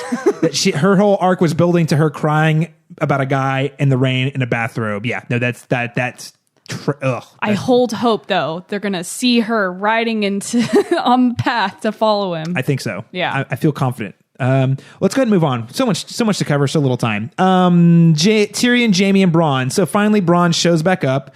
We have Jaime and Tyrion shooting the shit, talking about, hey, congrats on the new girlfriend, bud. Yeah, it's so cool. I can't wait to make tall jokes. And then Bronn literally walks in and just kind of like nonchalantly is like, you fuckers. I love Bronn, guys. I'm sorry. He's just so funny. I don't care how good or bad this scene is. I just had so much fun with it. So Bronn comes in, basically says, listen, Cersei is offering me River Run, but see, I'm a betting man, and you said you'd pay me double, which this is like an iconic line that he said way back in season 1. So Tyrion's like, Highgarden, and Jaime's like, we're not going to give Highgarden to a cutthroat. I just thought it was a super fun scene. We don't need to spend a ton of time on it. It got me a lot of fantasy points this week from Bronn, which was nice. I don't know. Did you guys think this was good, bad, fun, boring, pointless? Well, we'll start with you, Austin. What did you think? It was a fine scene. I thought it was fun. I know people had issue with it. People got issue with everything. I can't make everybody happy around here. But overall, it was fun. It was pretty much what I expected from Bronn. I think it was on character. He's a survivor. Doesn't really give a shit about anybody else. All he's interested in is bettering himself. So I think it worked. I think he would have killed them if he felt like it was going to help him in some way, but he also kind of believes that they're going to win. That aside, is Tyrion like even empowered to give away Highgarden? Is that like his call? Because it feels like it's probably not. Probably not, but all he has to do is whisper, and Daenerys I mean, technically right now his official position is the Hand. All he has to do is, hey, this Bronn guy really helped us out by not killing us, and he'll do his thing. By not killing me specifically. Yeah. I mean, no, he's not qualified, but I mean, he could get it done, theoretically speaking. Alex, what do you think? I don't have so much as problems with the minutia and the character bits in the scene. More as the kind of, this is the scene where I feel like the episode gets off the rails pacing wise. Like, they're in this tavern. I don't quite know where they are. Suddenly they're here, and suddenly Bronn's there. And that's when people just started moving around kind of quickly. And I was having issue keeping track of everyone, their spatial arrangement to everyone else. And so it just kind of signaled like a kind of a shift. It felt like we're hard shifting out of a different a different episode. Like it felt like the first 20, I don't know, however many long the Winterfell stuff was, but that felt like a complete episode. And this was like, we're doing something else now, and just completely fast forward, full speed ahead. So this scene, whatever, I don't really have a hard feeling towards it. It seems in character and fine, but like this is really where I started noticing people and places, and yeah. I think it was fun. But to Alex's point, I even think that he talks really fast in the scene. Like I feel like Bronn walks in and is like, "Hey guys, all right, see you, bye." Like he's just like really fast. Like it's like I felt like I had no time to process their, like he just is immediately talking, they're immediately responding, and it's out. Like I mean, he's in a public place threatening people's life. I don't think he wants to hang around really.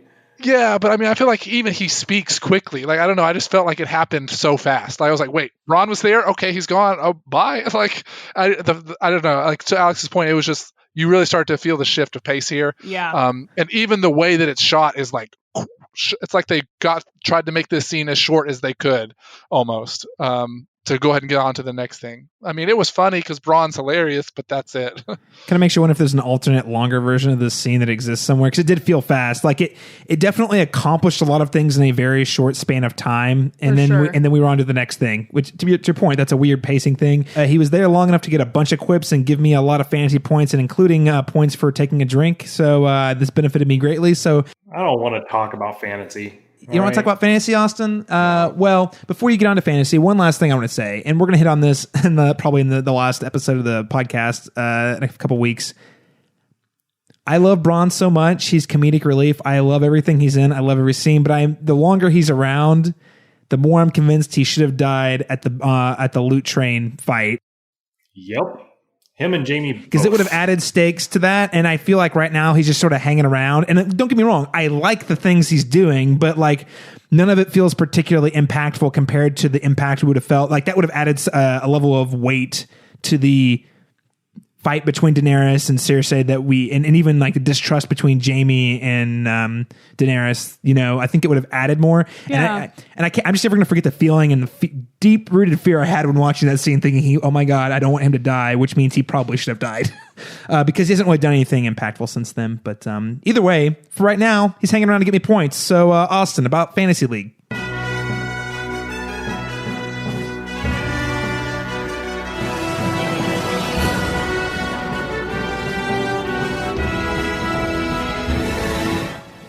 So as you may or may not remember, last year we did a Game of Thrones Fantasy League where we draft characters from the show, and they are all given points based on things that happen in the show. The 5 categories are violence. Any man dies with a clean sword, I'll rape his fucking corpse! Sex and nudity. The gods made this, and it delights me. Wits and schemes.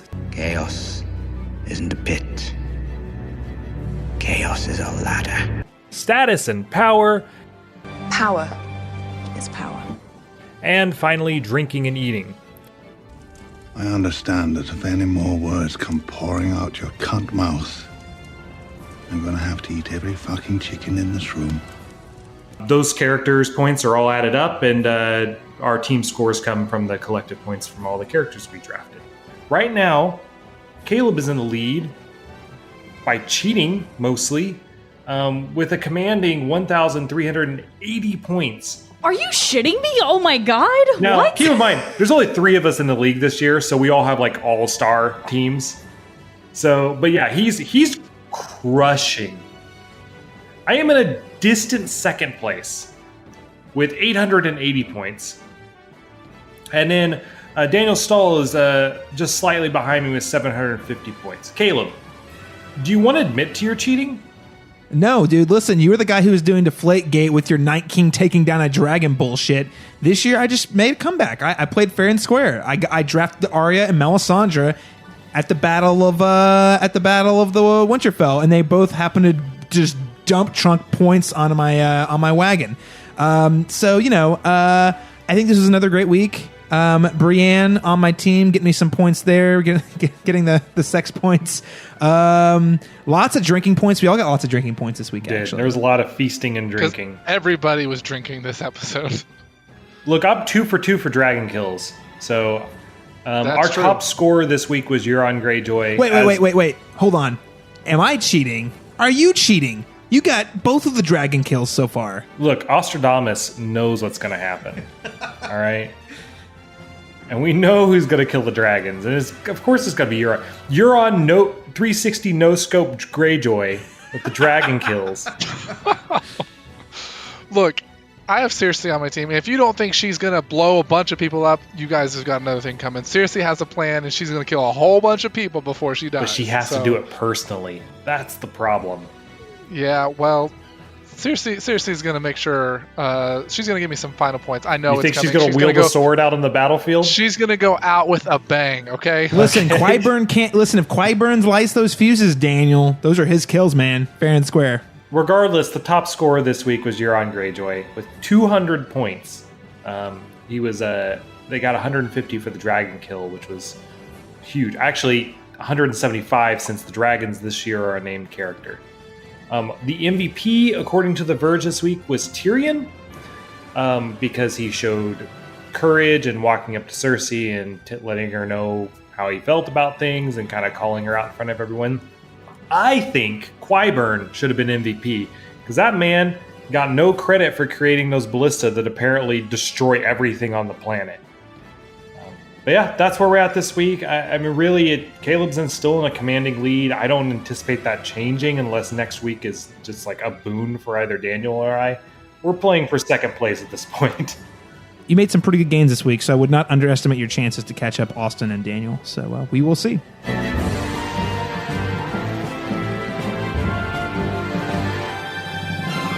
You don't fight with honor.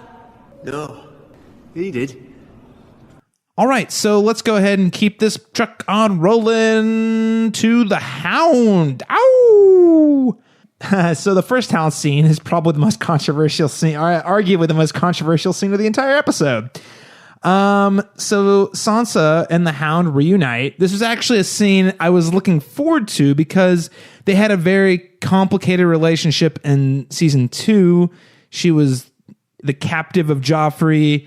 The Hound saved her from being raped by those skeezy guys in the alley. He offered to take her out of King's Landing at the Battle of Blackwater, and she refused. They've been through a lot since that happened, and I was looking forward to that scene they would finally get together where they were talking. Alex, I do want to throw it to you, though, to talk about this particular scene, because I was kind of like shocked by how upsetting this was, but kind of reminded a lot of people of a very particularly controversial plotline with Sansa, which is where she was Ramsay Bolton's captive and was sexually assaulted, and it was very poorly handled on the show.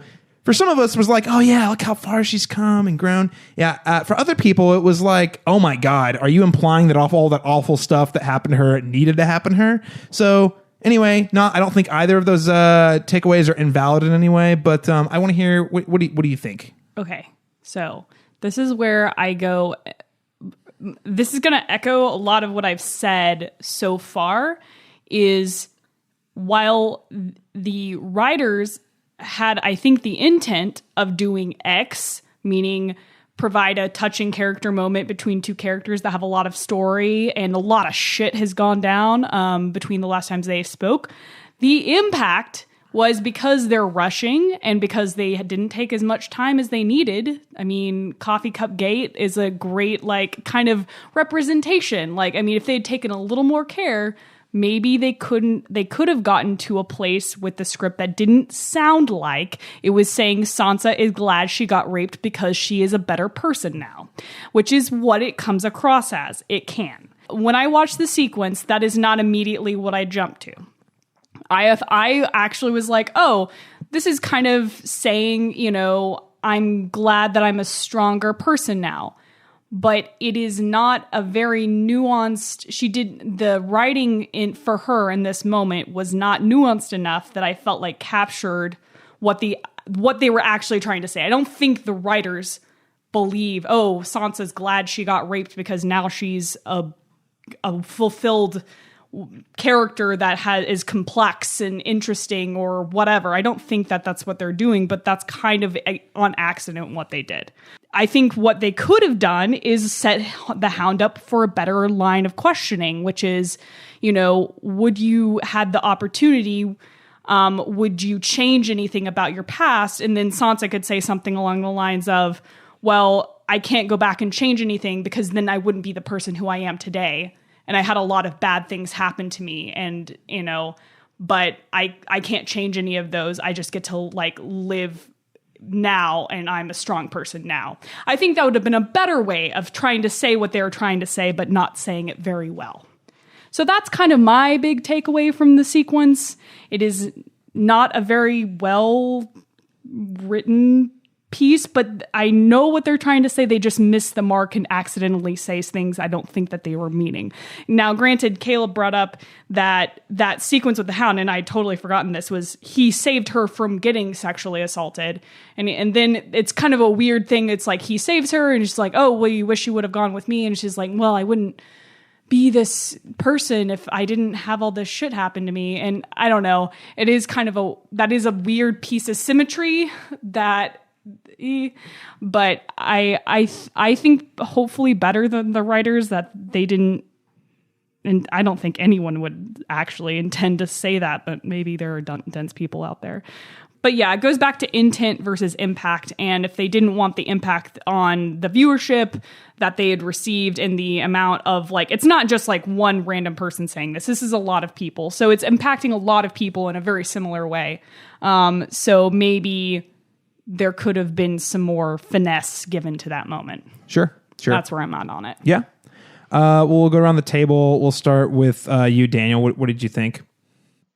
I was similar to you, Caleb, that my initial reaction was not that I did not read it as Sansa saying, I am thankful that this bad thing happened to me. That's not how I saw it. I saw this as Sansa saying, I am a strong person, and in spite of what has happened to me, I was able to take these bad things and I made something positive out of myself in spite of those things. It's not the thing that makes her stronger. It's her strength allowing her to endure those things that comes from her, not the thing that happened. At least that's how I saw it. If it's not clear, then I think criticism can be thrown at the writers if that didn't come across, and some people are seeing that. I think you can criticize that. That's how I took it. And maybe I'm just trying to, I don't know, make it better, because I agree with you guys.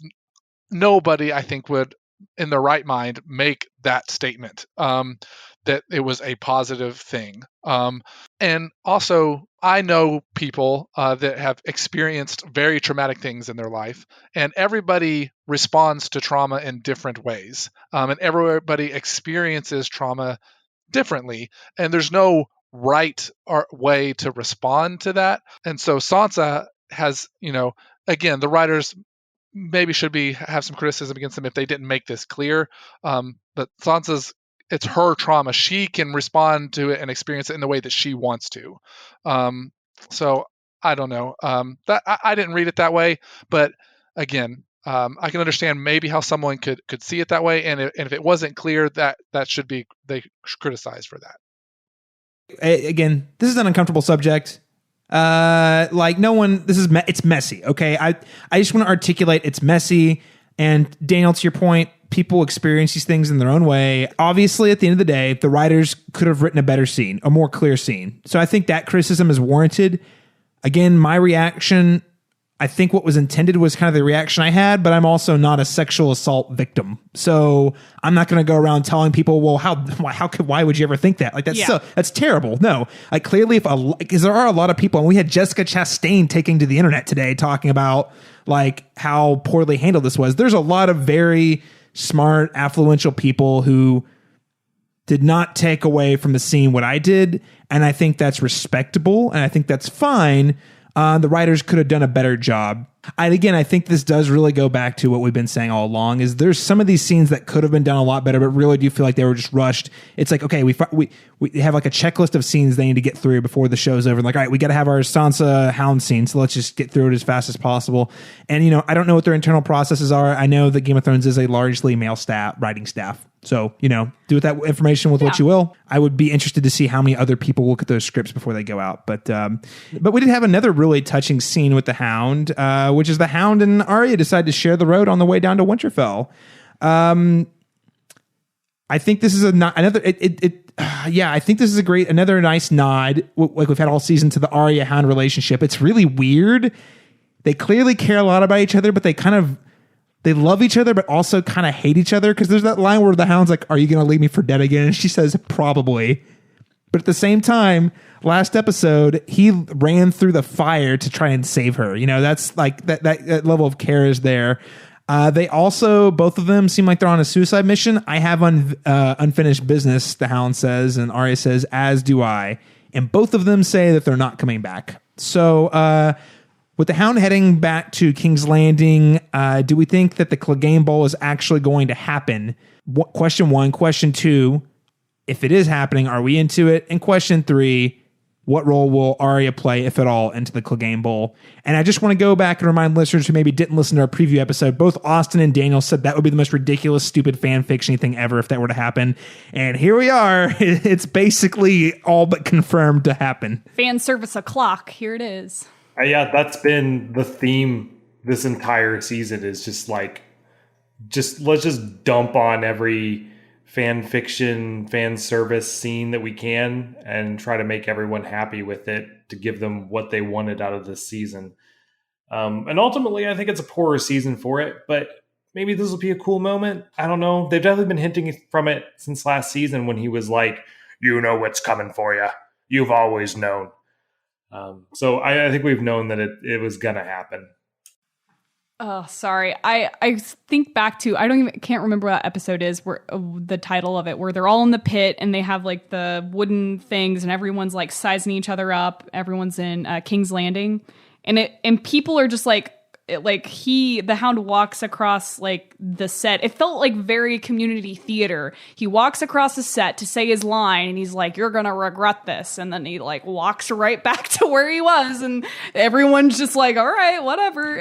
Yes, that moment. So that was the that was the season 7 finale last year, the dragon and the wolf. And yes, Alex, I wholeheartedly agree. You took the words right out of my mouth. That was go back and watch that scene, guys. It's really strange because like there's this whole like we're going to meet about world ending matters, and all these characters who are generally uneasy with each other are all there, but the Hound can't keep his mouth shut. So they're all just standing there awkwardly. The Hound takes it upon himself to like walk in front of basically the entire cast of the show up to his brother and says, "You've always known, brother. You've known who's coming for you. You know what's coming for you." And then he just walks off and you're like, and I can just imagine, like, in fiction, like, what was your reaction? Like, okay. And moving on. Everyone's standing around like, what's going on? Is he crazy? Who's that guy? It's just, I mean, I don't know. It felt very much like wrestlers cutting promos, and it just didn't land at all. It does seem like wrestlers cutting promos. Oh, my God. It feels like something right out of a wrestling storyline. Next week on Game of Thrones, we've got the Hound versus the Mountain. Come and see it. Get your ticket. Please tell me we get a montage, like one of those like montages before the fight next week, like we do before. Package, yes, a promo package. Recapping the entire storyline so far before they go into it. Please tell me we get that. Oh, that is definitely what's happening for sure. Before Clegane Bowl, that is definitely going to happen. It would have been interesting had Gregor Clegane still been Gregor Clegane, but he's a freaking zombie. Actually sentient. Yeah, it's been great. There's no emotion. I have no emotional investment. It's a person fighting the Walking Dead. That's not interesting. No. Yeah, I still stand by it. Like, I don't think it makes very much sense that they would fight or whatever. And it seems like, you know, the internet kind of got around this, like the Clegane Bowl, and it's been more of a thing on the show since then. And it feels like a response to that. Yeah. Like you guys were saying, there's been a lot of response to fan reaction. Which is really not good. Because it really, like, if you go back to those early seasons, there was never a build up about them like fighting. Yes, they had this history, but it was there was not a lot of like they need to fight to the death to solve. Like that came after everyone started talking up that they might fight, then the show started handling it. That's just not what you want. I think it really started after we saw the Viper fight the Mountain, and you're like, whoa, that was a cool fight. What if we put the Hound in there instead? And it never really rang true for me. It felt really forced and goofy and silly and wonky. Let's go ahead and move on to the farewells at Winterfell. So Jon says goodbye to Tormund, Sam, and Ghost. I don't have a lot to say here other than that Tormund gets a happy ending. I guess Sam gets a happy ending as well. Yay for them, I guess. Less characters on screen they have to pay, I guess. I don't know. Like, it just feels, it's like, well, later. To Alex's point, I think earlier, like if this was going to be the ending, they probably should have just gone ahead and let them die in an emotional way last episode. Well, I think Sam surviving is okay. That one, Tormund's the one I'm scratching my head. I'm like, really? I mean, I don't know. I guess they just liked him so much they couldn't kill him. I don't know. It's very strange that he's still there. I mean, Sam was always going to survive. Like, exactly. To Austin's point, he should have probably died a long time ago. And since he never did, he's just always going to be around. So it's whatever. But yeah, Tormund feels like more of a reaction to everyone on the internet loving the fuck out of him. Like that, he's plot armor. He has plot armor in like the sense that fan plot armor, because everyone has like a big response, like, which is not what you should do whenever you're trying to tell the best story. Well, don't you remember back whenever they did that with, Oberyn Martell and they killed him off after one season and we all lost our shit? Yeah, those were the days. That was my defining moment on this podcast. When you felt like people could be vulnerable, like that no one was safe, like that was such a cool freaking thing. It was. It was a cool time. Then people started rising from the dead, and people just like survived no matter what was around them. And it's been bad ever since. Bigger question, though, but guys, do people really want Jon Snow to be their king? I mean, he doesn't even hug his direwolf who lost in here before saying goodbye. I mean, come on. He clearly doesn't care about its subjects. Like, I'm with you, actually, Caleb. I mean, Jon hasn't actually done that much. Like, he's been saved by a lot of women.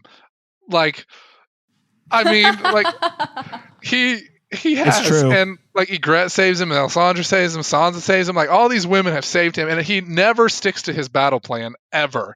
Like, he goes into the plan, he's like, oh, wait, Rickon's running? I'm going to charge out and give Ramsay exactly what he wants. Oh, like, exactly as Sansa told me not to do. Like, he's not the smartest person. No, that's right. Jon is probably the most boring, most contradictory character in the entire series.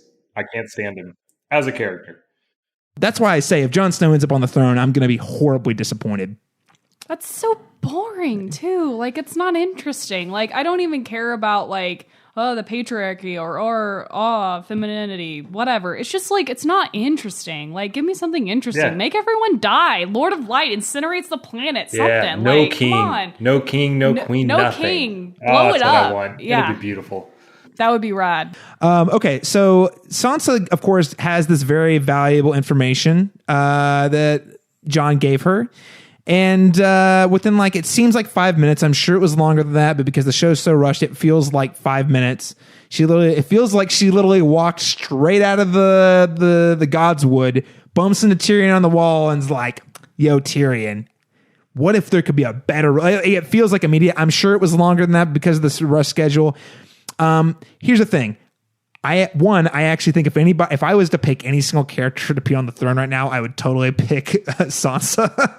Yes, if I was going to pick 100%. a single person, I would probably go with Sansa.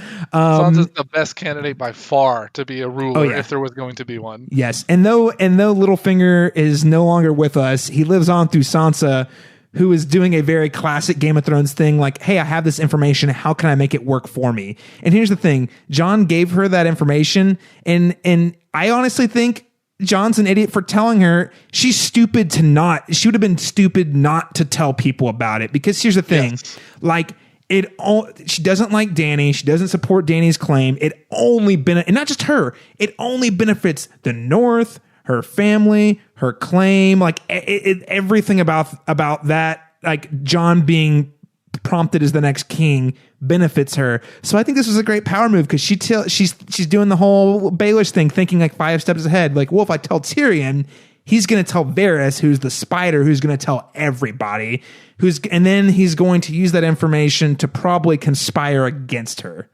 Like, she knows that, like, I would go as far as to give her credit to thinking that far ahead, that she knows that specifically what's Tyrion going to do with that information. And she knows it's only going to cause disarray and threaten Dany's claim. And I think it's a brilliant move. I applaud her. Again, one of the reasons I freaking loved this parts of this episode. It was great. It was great. So do you guys think this information link from Sansa will make its way back to Jon before the show is over? And if so, how do you think it's going to shape the future of the Stark family? I mean, is Jon ever going to be able to trust his family anymore? Alex, what do you think? Well, I don't know. I mean, does it really matter if Jon's gonna die? Like, I mean, that's kind of where I'm at on it, because like it feels like Jon and Dany feel both kind of marked for death. It just really feels like anyone's going to be on the throne but them. I feel not Littlefinger. I feel Tyrion has more chance of being on the throne than either of those two do right now, in a way.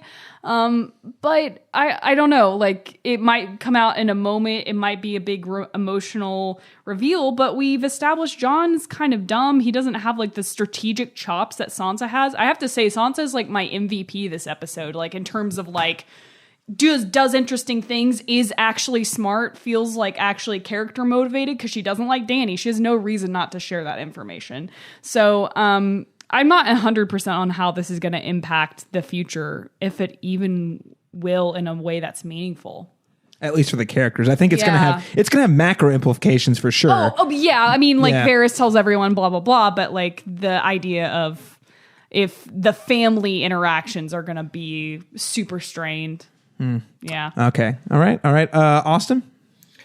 I think that this does have some impact in that once Dany finds out that this is leaked, I think she turns on Jon in some way.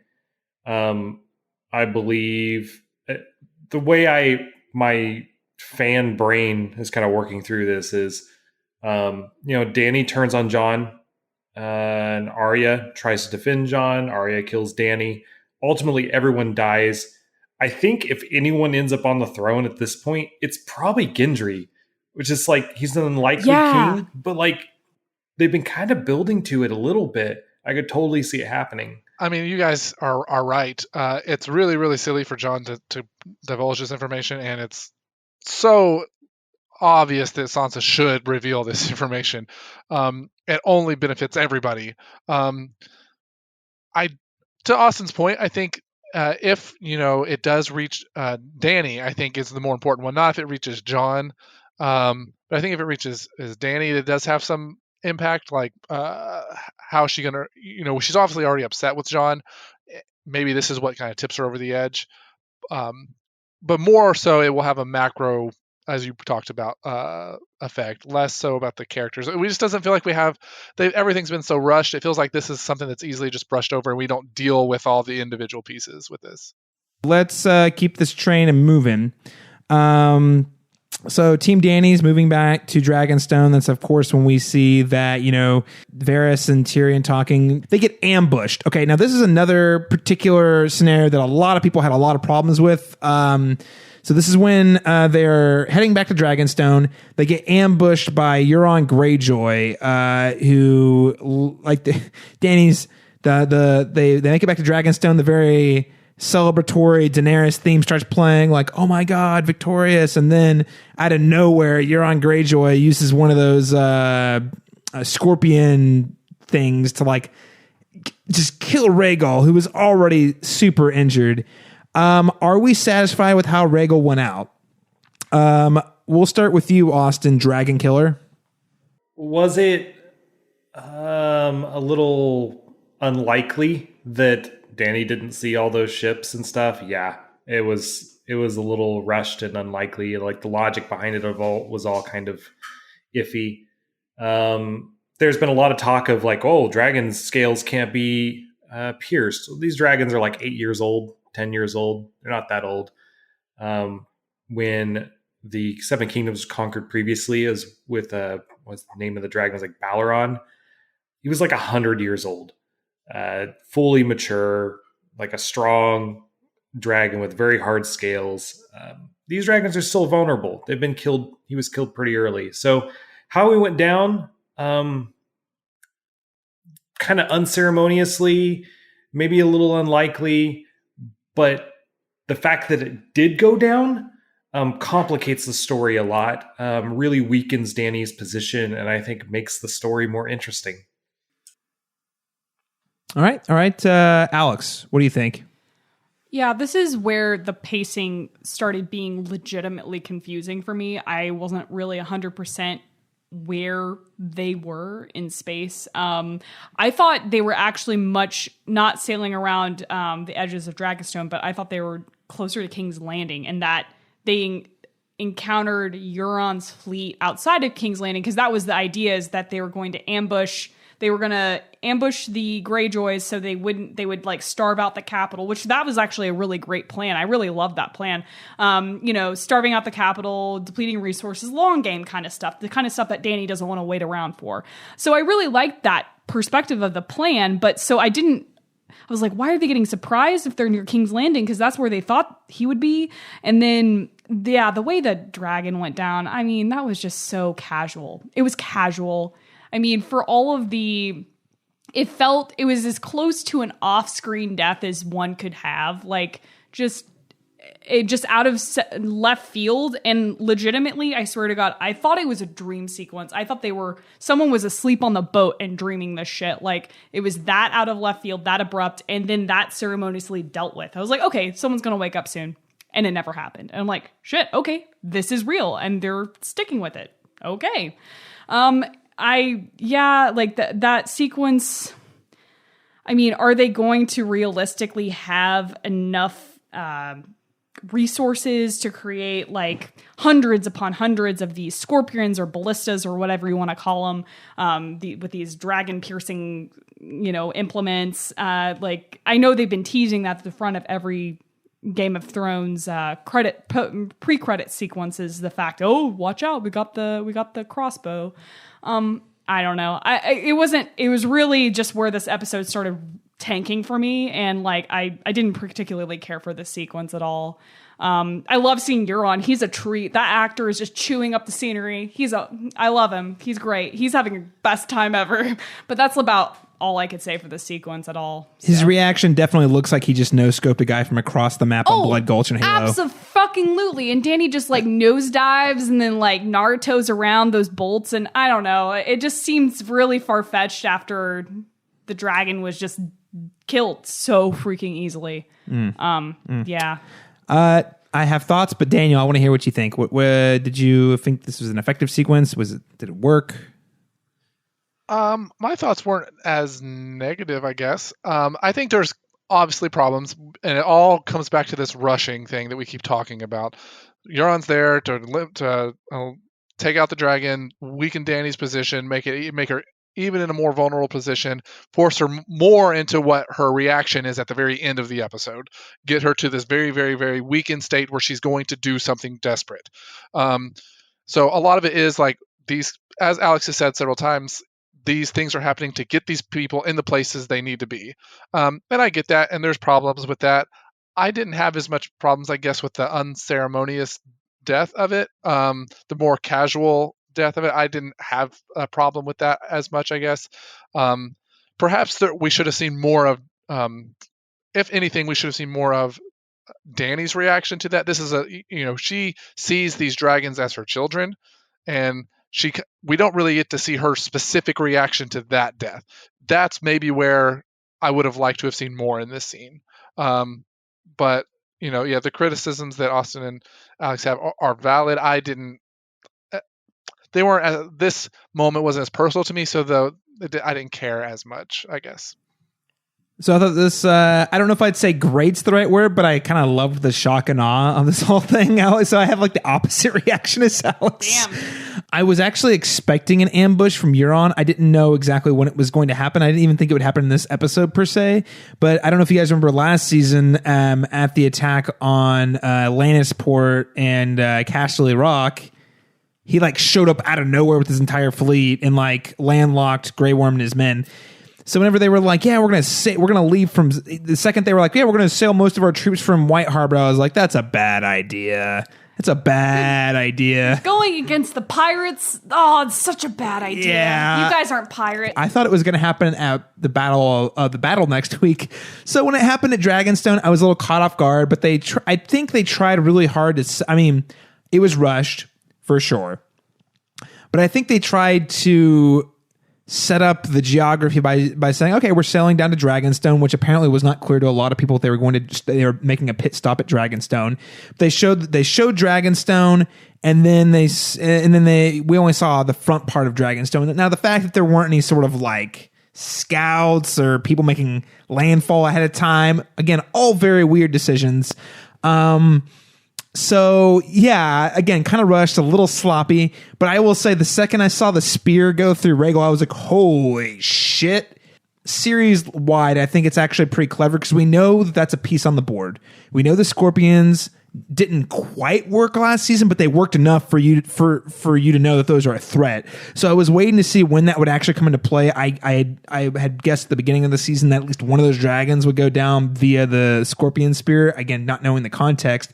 So when it happened, I was like, oh shit, that's crazy. And for the fact it happened before the big battle, again, it was really shocking. And I wasn't expecting I don't know why. I should have seen it coming from a mile away. I didn't expect Euron to be the one to do it. So all of that felt like for me, I was like, that's a Game of Thrones moment right there. Like, this is shock and awe. It was unceremonious. The first one, okay. Notice the first Game of Thrones dragon that died in Game of Thrones, huge theatrical, like you feel sad. With this one, though, it's kind of like a lot of dead characters on the show. They just die. And you're like, well, that sucks. And I was hoping for more. The dragons have to die. Like, in my worldview of how Westeros should be post Game of Thrones, is like all magic is gone. Dragons have to die. And is no better than my Fortnite playing buddy, Euron Greyjoy, to kill it. Shut up. Does he game with Thor on the side? He definitely games with Thor. Yeah, they're just crushing beers all day and playing some Fortnite. We can move on, and I promise I'm not being contrarian. I was legitimately, because a lot of people hated this moment so much, and it wasn't just a couple of people. Like, this was a thing, and I was like, my initial reaction was like, well, that was ballsy, and for me it worked. It worked, yeah. and again, it threw the balance off. I think I was mostly distracted from how confused I was and not understanding like where they were. Yeah, yeah. Like, and thinking it just felt so. Like, it was so out of left field, like kind of like a Ned Stark kill moment. Like, it was that kind of big of a moment out of just like, they're really going to do this right now, huh? Yeah. One thing that, this is one thing that like I've been grappling with a lot is that Dany at times, I mean, she doesn't act strategically, and a lot of people chalk that up to bad writing and sloppiness of writing, which I do think there is some of that, but I do think a lot of that is the fact that I don't think she's very strategic as a person. She thinks she has like these 5 pocket aces and she's just gonna like her dragons are gonna always mutilate the countryside. And now that she has, she's down 2 and she only has 1 left. I mean, she doesn't, like we saw in last episode, she doesn't have a dragon. She really doesn't do much. She just stands around and kind of flails and hopes other people will be there for her in that moment. So it's just like, it's like one of those things. It's like, is the character being like stupid in like logically stupid because that's what their character would do? Or is it just bad writing? And sometimes it's like, I'm not clear between, I will stand by. I think this is consistent with the character we've seen on the show so far. She is not a military trained individual. That's why she consistently surrounded herself with individuals who were strategic, who were strategists, who were tacticians, people who knew how to implement her ideas on a practical level. That was the whole point of, she's the big inspirational figurehead who inspires people and rallies the troops. But as far as like actually executing like battle plans, she has, without like Jorah and, a lot of these, I would say Tyrion, but I actually think he's been a shit hand. Any of these people she surrounded herself with throughout the years, though, like she doesn't actually know this stuff. And this is not like a knock on her. Like she's learned, but she's just inexperienced in the battlefield. So she has so far really gotten as far as she has based on her inspiration, her personality, and her the whole like Mother of Dragons thing, which again is great. But when it comes to actually being an effective like battle commander, the only reason she's won as effectively as she has so far is because she's had a bunch of trump cards that people were not ready for. They weren't ready for Dothraki screamers. They weren't ready for dragons. And now because she went north, Cersei has spent all of that time countering that. Yeah. So with the combination of Cersei really getting better and more well prepared, and with half of Dany's army just wiped out by the battle at Winterfell, I mean, it's really even the odds in a way that I think really puts Dany at more of a disadvantage than Cersei. Mm-hmm. Yeah, that's one thing I just like think about all the time. If it's her within her character to act that way, and I would actually agree with you because you surround yourself. I mean, Dany is a cult of personality. I think that people buy into her stuff, and they're the ones acting as the supporting agents around reinforcing that. I mean, cult of personality in the most positive way I can say that phrase, I guess. Right. I mean, there's a lot of people who do that. Yeah. I mean, and it's honestly kind of I don't know. That's just kind of my take on it. I do just want to touch so briefly on the Varys scene because I do think it's going to play a role in the final 2 episodes, guys. Basically, Varys is saying he's kind of starting to flake, and he's taught him and Tyrion have the scene in Dragonstone. He's like, well, I think she just might be giving in to some of her worst instincts here, and now she's starting to become a lot riskier than she looked before. And now I've gotten to know Jon Snow. So actually, if I was a betting man, I'd probably put it behind Jon Snow, especially now that you've given me this really critical information. And what's most meaningful to me is that at the end of the day, he basically stops and he says, with Tyrion keeps drilling him for questions, and he says, I have been as honest as I feel comfortable that I can be. So there's a matter of trust right there. Those guys have been buddies for years, and they've had great chemistry. But all of a sudden, we kind of see where Varys' interests lie.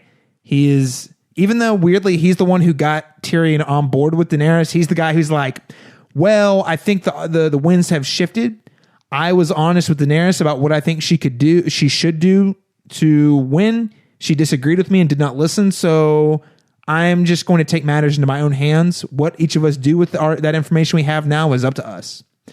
I don't know if I want to spend too much time on it because we have a little bit more to cover, but I do think that Varys' statements really are going to leave Dany out, in one way or another, are going to leave Dany out to dry in the last 2 episodes. I do not think she's going to be on the Iron Throne. I'll just say it right now. I don't think she's going to get it because Jon would have to die, and Cersei would have to die, and she'd have to do it, and she'd have to get both of those victories without roasting a city, which I don't feel confident that she won't do.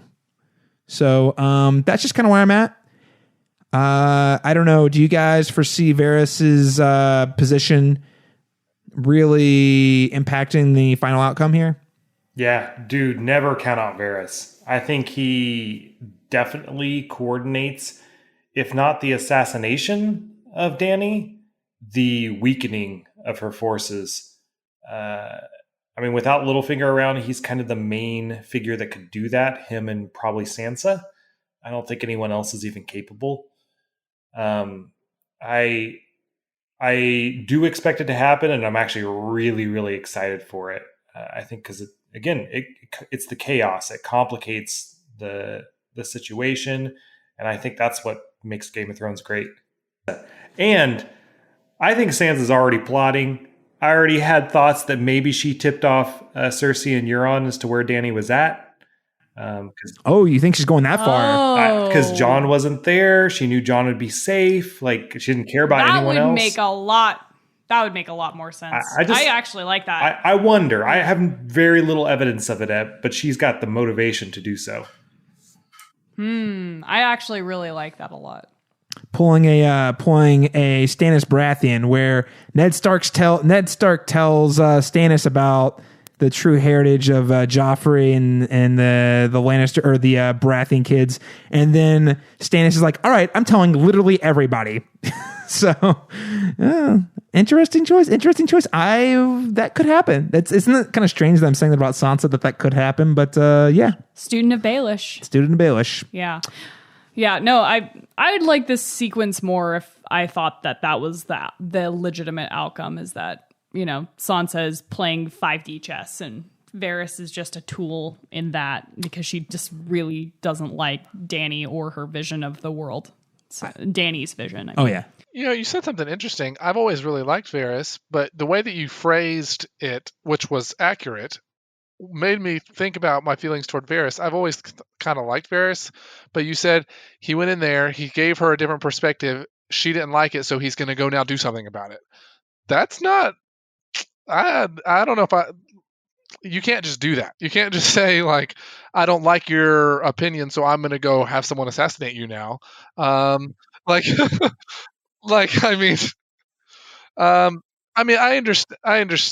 I'm just saying, like, I've always, I think about Varys, like, where does power lie? He has these interesting thoughts about the way that he perceives power and the way it should work. And he's always said that he is for the people or whatever. For the realm. And I've always kind of bought that. But the way that you phrased that made me really think. Oh, no, he has. Okay. Despite him, I think he's loyal to the idea of a quote unquote better world, but I don't think he's married to any specific individual getting him there. And he's willing to, he has changed teams more than anybody else, more than Baelish probably, honestly, because he served the Mad King, he served Robert Baratheon, he served the Lannisters, and now he's serving Daenerys, right? You know what I mean? Like, so he's changed his position a lot. Some of it for self-preservation, and he's even admitted, well, I had to stay alive to be in that position to make the world a better place. But some of it's just purely for self-interest. And in his defense, and I'm not fully defending him, because he's totally like kind of goes wherever the wind goes. But I will say, it goes back to a scene last season, a really good scene actually, when Daenerys calls him out for not sticking with a leader back in season 7, and she talks about all the people he betrayed, and she said, if I ever do anything that you think is dangerous or a threat, I need you to tell me. So this pays that off. He does, and she doesn't listen. So he's like, I asked you, I gave you the warning, and you didn't listen. So clearly this is not a mutually beneficial relationship. And if you don't heed my counsel, I'm going to go give it elsewhere. So, not a defense, but I can see where he's coming from a little bit. He's somewhat justified in the turncoat-ish in this particular scenario. Like he was honest with her up front, and she just totally blew it off. It's like if Cersei had given Ned Stark a chance or something like that. Like whenever he called her out, and she said, "Okay, well, because you did that, we're cool." Well, he was honest, and she kind of wasted the opportunity. Wow, so much to close out. So much time. This is the longest podcast we've probably ever recorded. So, let's close out talking about this King's Landing thing quickly, though. Basically, so earlier in the episode, Missandei was kidnapped in the kind of the attack on the fleet, on Daenerys' fleet. And she is a bargaining chip that Cersei sees fit to execute rather than somehow seek peace or even like hold hostage as a bargaining chip for a later date. I think Cersei was specifically trying to trigger Dany because she knows that's a pressure point.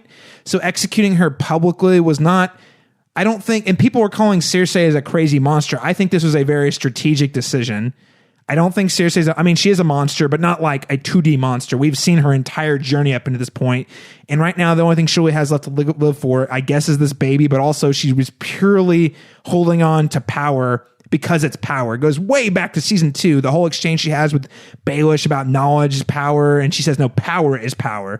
So I think everything we see with Cersei here, a lot of people are calling her, she's become a cartoon. I'm like, I actually disagree with that. I think this entire scenario is 100% Cersei. I captured someone you care deeply about, your personal handmaiden, who's probably the most loyal person you have, and I'm going to execute her publicly so that just so I can make you mad. It's a spiteful thing. And she calls her, and Dany calls herself the breaker of chains. She puts her in chains. It's so intentional what Cersei is doing, I think, in my opinion. Okay, and Alex, I want to get your take on this. I want to get everyone's take on it, but I'm going to pass it to you as soon as I'm done here.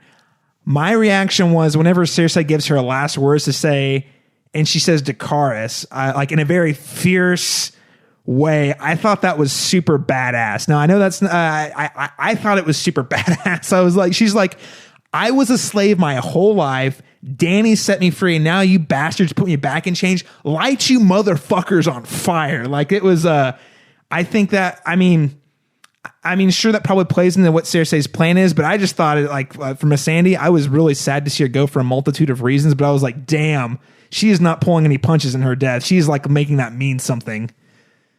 Yeah. I never for 1 second didn't think Cersei was going to kill her. I honestly thought she was going to push her over the side of the wall, though. That's kind of like when she grabbed her, I was like, oh, she's just going to push her, which is almost like a more cruel death because it's like, at least with like being your head chopped off by a guy that's like really strong, it didn't take more than like 2 attempts and it like killed all your nerve endings instantly. So you probably you felt a flash of pain, but you died almost instantly. I mean, instead of like hitting the ground and every bone in your body breaking, and maybe you didn't die, but then all the people shoot arrows and your dying corpse or something. So I didn't think for a moment she wasn't going to kill Missandei. It's really, really sad. I think it served to alienate Dany and kind of support everyone's claims that she's going the Mad King route, even though I don't necessarily think she is. I think she's just fully instigated in this regard by killing her best friend. Yes. Regarding the diversity stuff, probably Game of Thrones should have more not white people in it. It's really shit that they killed like one of the 2 highly represented characters in the show. The only woman of color left in the show at this point. Yeah, which is not great. But yeah, like I felt like again, Missandei was more of like a tool in this instance, and I don't know if I necessarily. I thought Grey Worm was actually going to die because of that big speech about getting a vacation home and, being happy and having kids together or whatever. Anyway, it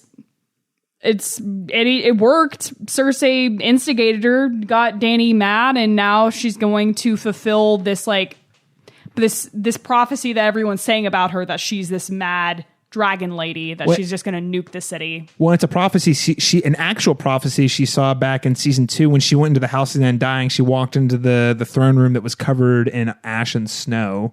Yeah. So it'll be interesting to see if that actually comes to pass. I was just say, I think this is the brilliance of Cersei. I don't consider her, like a monster or whatever. Like I think she has a lot of redeeming qualities. I don't. They're maybe not as present as they used to be, but Cersei has set this up to where no matter what happens, Cersei wins. Like even if Cersei dies, right? If Cersei dies, she's put Dany in a spot where she has to do the awful thing to win, which means Dany loses. Like even in Cersei's death, she is going to win. The problems with this scene are like casting issues, and those problems do exist in this scene. But I think for the purposes of the scene, I think it really works. And just highlights how conniving Cersei truly is. And the internet was mad because Tyrion said she's not a monster. She's not. You guys have both said it. She's not a monster. This is a rebellion in her mind. Like, these are literally rebels. She has a prisoner she's using as a bargaining chip, and she executed her in order to enrage and force her enemy into making decisions that are not good. And she did it. This whole thing is like incredibly strategic. If the script was flipped, everyone would have thought they were geniuses. But because it's Cersei and she's supposed to be painted as like the quote unquote villain, she's a monster. I don't feel that way. To Austin's piggyback off Austin's point, I really, really dislike the term villains in this show. There aren't like villains in the show. There are antagonists and protagonists, but like even Tywin wasn't like a villain. He was a character, had a lot of depth and complexity. And yes, he ended up on maybe the more quote unquote bad side, but it's so much more complex than that. That's just my own personal take. That's what makes the show great, is the complexity, the gray. There's no black and white, no good or bad. I mean, it's just everyone's driven by their own self-interest. Some people's self-interests are a little more, they're more inclusive of other people or groups of people in their plans and their vision for the world. And there are some people who are incredibly selfish in those self-interests and what the world looks like. And the show is exploring what people will do in search of their self-interest and what those self-interests with each other collide, it's that. So I don't think it's just people. And that's one of the things, to your point, Daniel, and I agree. That was one of the things that drew me to the show so much that I thought we should start a podcast on it. Like it paints characters not as black or white, good or evil, but as complex beings. And I think, I think a lot of people are being very dismissive of all the work, the incredible work that was done on Game of Thrones in the earlier really the first 6 seasons, I would say, for Cersei, to paint her as a more ambiguous character who is motivated for a variety of reasons. And I think those reasons still exist. I think it's become a little more simplified the last couple seasons because all of her children are dead. And Tyrion even brings that up, and you do see her react to that. We didn't really talk a lot about Tyrion's speech. I think it was a foolhardy speech, and everybody, including probably Tyrion, knew that. And also, God, stop sending Tyrion to negotiate with Cersei, because clearly it never works. That's a whole other problem. We don't have time to talk about it. But him saying that, I know you care about your children, even though the pregnancy thing's complicated, that I do think that still had an impact. We saw her flinch for a second. Like, she is a human character who, because of the lot in life she has, and also the access to the power she has, and also the spiteful qualities her lust for power, and her way of dealing with her enemies has led her to a position where she's reached the very top. The only thing she can do is keep people from taking what she has from her. There's nowhere else to go. So this is just a logical scenario of where a character like her is going to end up. And I don't think she's monstrous, but she's not a monster. That makes sense. A little bit of nuance there. One last question, though, and I think we have to ask the question. Next episode, there's a very high likelihood we're going to see the outcome of who wins the battle, which will position us to find out who actually sits on the Iron Throne, if anyone sits on the Iron Throne. So, just quick round table reactions, starting with you, Alex. Who do you think will either be on the Iron Throne or will air quotes, win the battle? That's really hard. I mean, I feel like if we're still playing the Game of Thrones, I feel like no matter what, even like someone, I can't remember who said it already, but like no matter whose butt is on the seat, I feel like Cersei already won logistically. Like, she outmaneuvered and performed literally everyone else.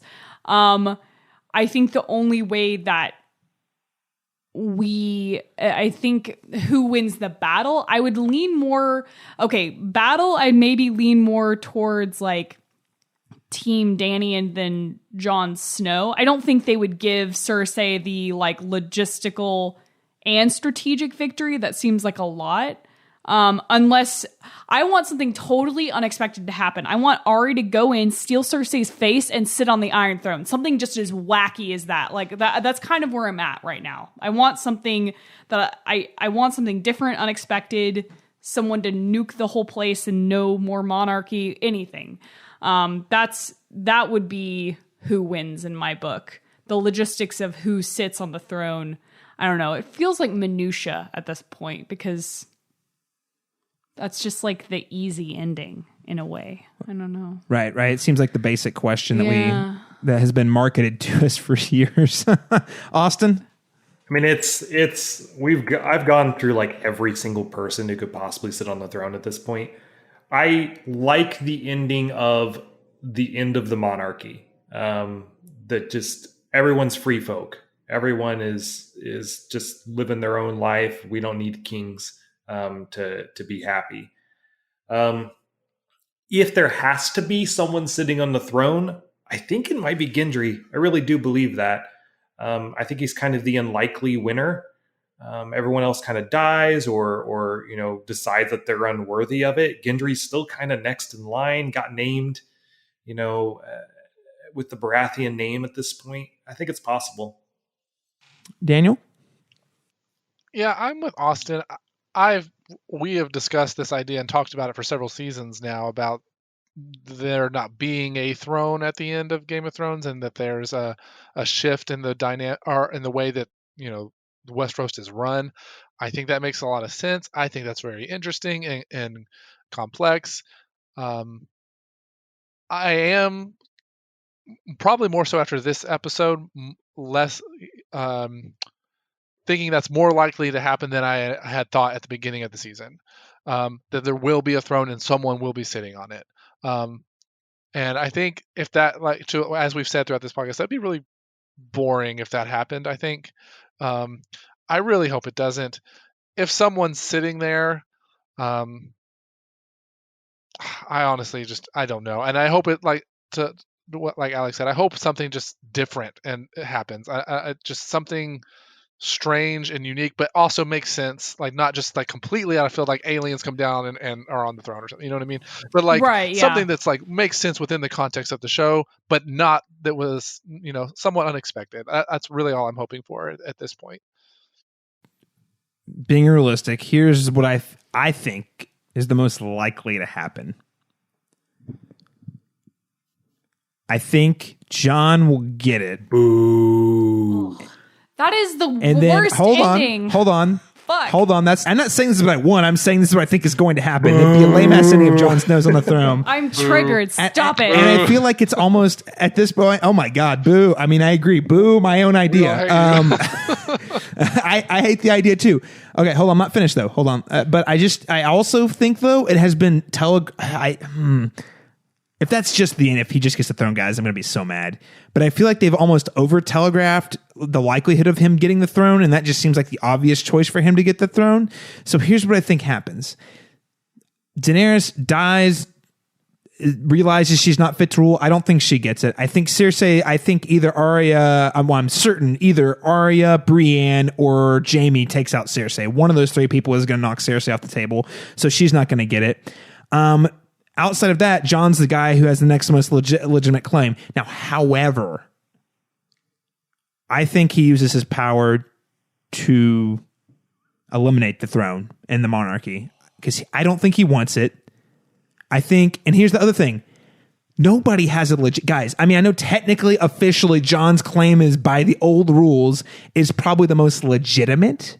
But here's the thing, like, nobody. When was the last time you felt like there was a legit claim? I mean, it was okay. Yeah, sure, it was Joffrey. Oh wait, he's not actually Robert's kid. But then we're going to give it to the next kid of Robert's, who also wasn't his kid. Oh, now Cersei just killed everyone. So because she was the ex-queen, she gets it. But that's one of the themes of the series. Is like it's so fucked up. Like it doesn't actually work because like you have all these systems and safeguards and blah blah blah, but everyone's all screwing each other and they all have kids and none of the rules make really any sense, even though they try and keep it consistent. So I'll be really also kind of salty if Jon nukes it on behalf of the world, because that seems like such a kind of a Jesus Messiah move. Yeah. And it like hurts me physically. I am honestly like, I'm really kind of bummed out that Night King died because I'm like honestly more team Night King now than I've ever been in my life.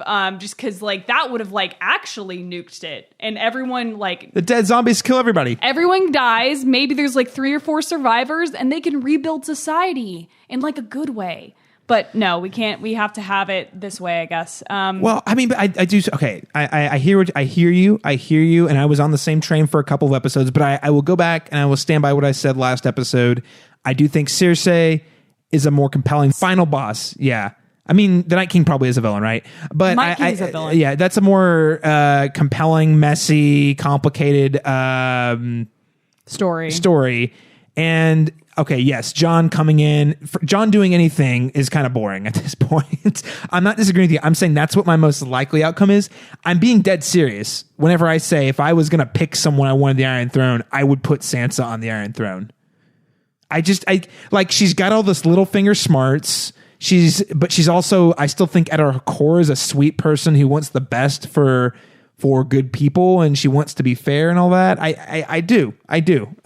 So maybe that's a little too naive of me. But if I was saying who I want, I would pick her. Of all the characters still left on the board that would make sense, I'd put her. But also, Yara Greyjoy. Oh, Yara Greyjoy. That would be cool. It won't happen ever. Not in a million years. No, I know.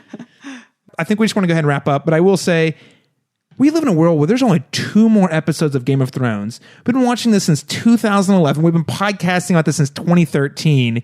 This is like the end of an era for real. I mean, Alex, this is the third year I think we've had you on the podcast. Mm-hmm. Like this is the end of a tradition. Thank you so much for joining us. Aww, I really appreciate it. It was a blast, and I had to say, like, earlier when you're like, oh, any memories of the show? And I just have to say, like, Austin, like, the idea that, like, people mail you things that star Samuel so Tarly much of just it over brings here. me great glee. And thank you for contributing to that collection of Sam, my Sam shrine. That's right. One of the 2 Sam pops I think Yes. you have. Yes. Yeah, just 2. I thought there might be a third, but that's somebody else. I thought there might be a third. No, pop specifically, but you have plenty of other Sam action figures I and have merchandise. a portrait I was sent. Austin, I'm telling you, it is my goal. It is my goal to get you an autograph from John Bradley. I'm not even joking. Yes, that's so This perfect. man I love ended it. the season with like 20 points. Just want to point that out. Okay, well, Alex, thank you so much for joining us one last time as we kind of close out the Cast Beyond Wall as we know it. So where can people keep up with you online if they want to keep up with your work and want to see more of the cool things you're doing? Sure, you can follow me on Twitter and Instagram. I'm at Alex V. Brohannon, BROHANNON. You can also find me on thecinematropolis.com, where I talk about film scores in our series Soundtrack. We have a monthly episode on the Cinematic Schematic where we do kind of score deep dives and analysis, really whatever I want to talk about. And then we also interview composers of television, film, video games, and new media. It's a great time. You should check it out. Oh yeah, Caleb's on it too, obviously. So well, yeah, but you're driving that ship, so I'm just thrilled to be along for the ride, and I really do enjoy talking to film composers. If you're not very few composers of film, television, video game scores are actually known. Very few. Like there's probably like 10 maybe, and most people only know like 4 of those. Right. So, it's a really great way to highlight the cool things that are happening. And Game of Thrones has incredible scores. So that's right. Austin Lucari, where can people keep up with you online? You can find me on Twitter. I don't post a lot, as you guys probably already know. My Twitter handle is ACLucari, Lucari. Ask me any questions, provide any feedback, tell me how great all my theories are. You can always connect with me there. Or send him Samuel Tarly stuff. There's still time, everybody. There's still time. Daniel Stoll, where can people keep up with you online? You can also find me on Twitter at DanielStoll23. Shoot me a tweet. I enjoyed talking to you about Game of Thrones or whatever else you want to talk about. All right. Of course, you can find me tweeting about all the things, lots and lots of Game of Thrones movies. We had the Avengers. Alexandra was actually a co-host on our review and deep dive conversation on that on the Cinematic Schematic. We've got a Pokemon movie coming out this weekend, and I'm very excited. So you might see some things on that on Twitter. And of course, there's a John Wick 3 coming out soon, guys. And by the way, if you guys are already missing, if you're like me and you're already missing Alfie Allen and Theon Greyjoy, why haven't you watched John Wick 1? I mean, come on. Again, no titles this season. So I'm just going to go ahead and say thanks so much for tuning into our recap of The Last of the Starks. Join us next week when we continue going beyond the wall as we talk about the epic battle at King's Landing. Until next time.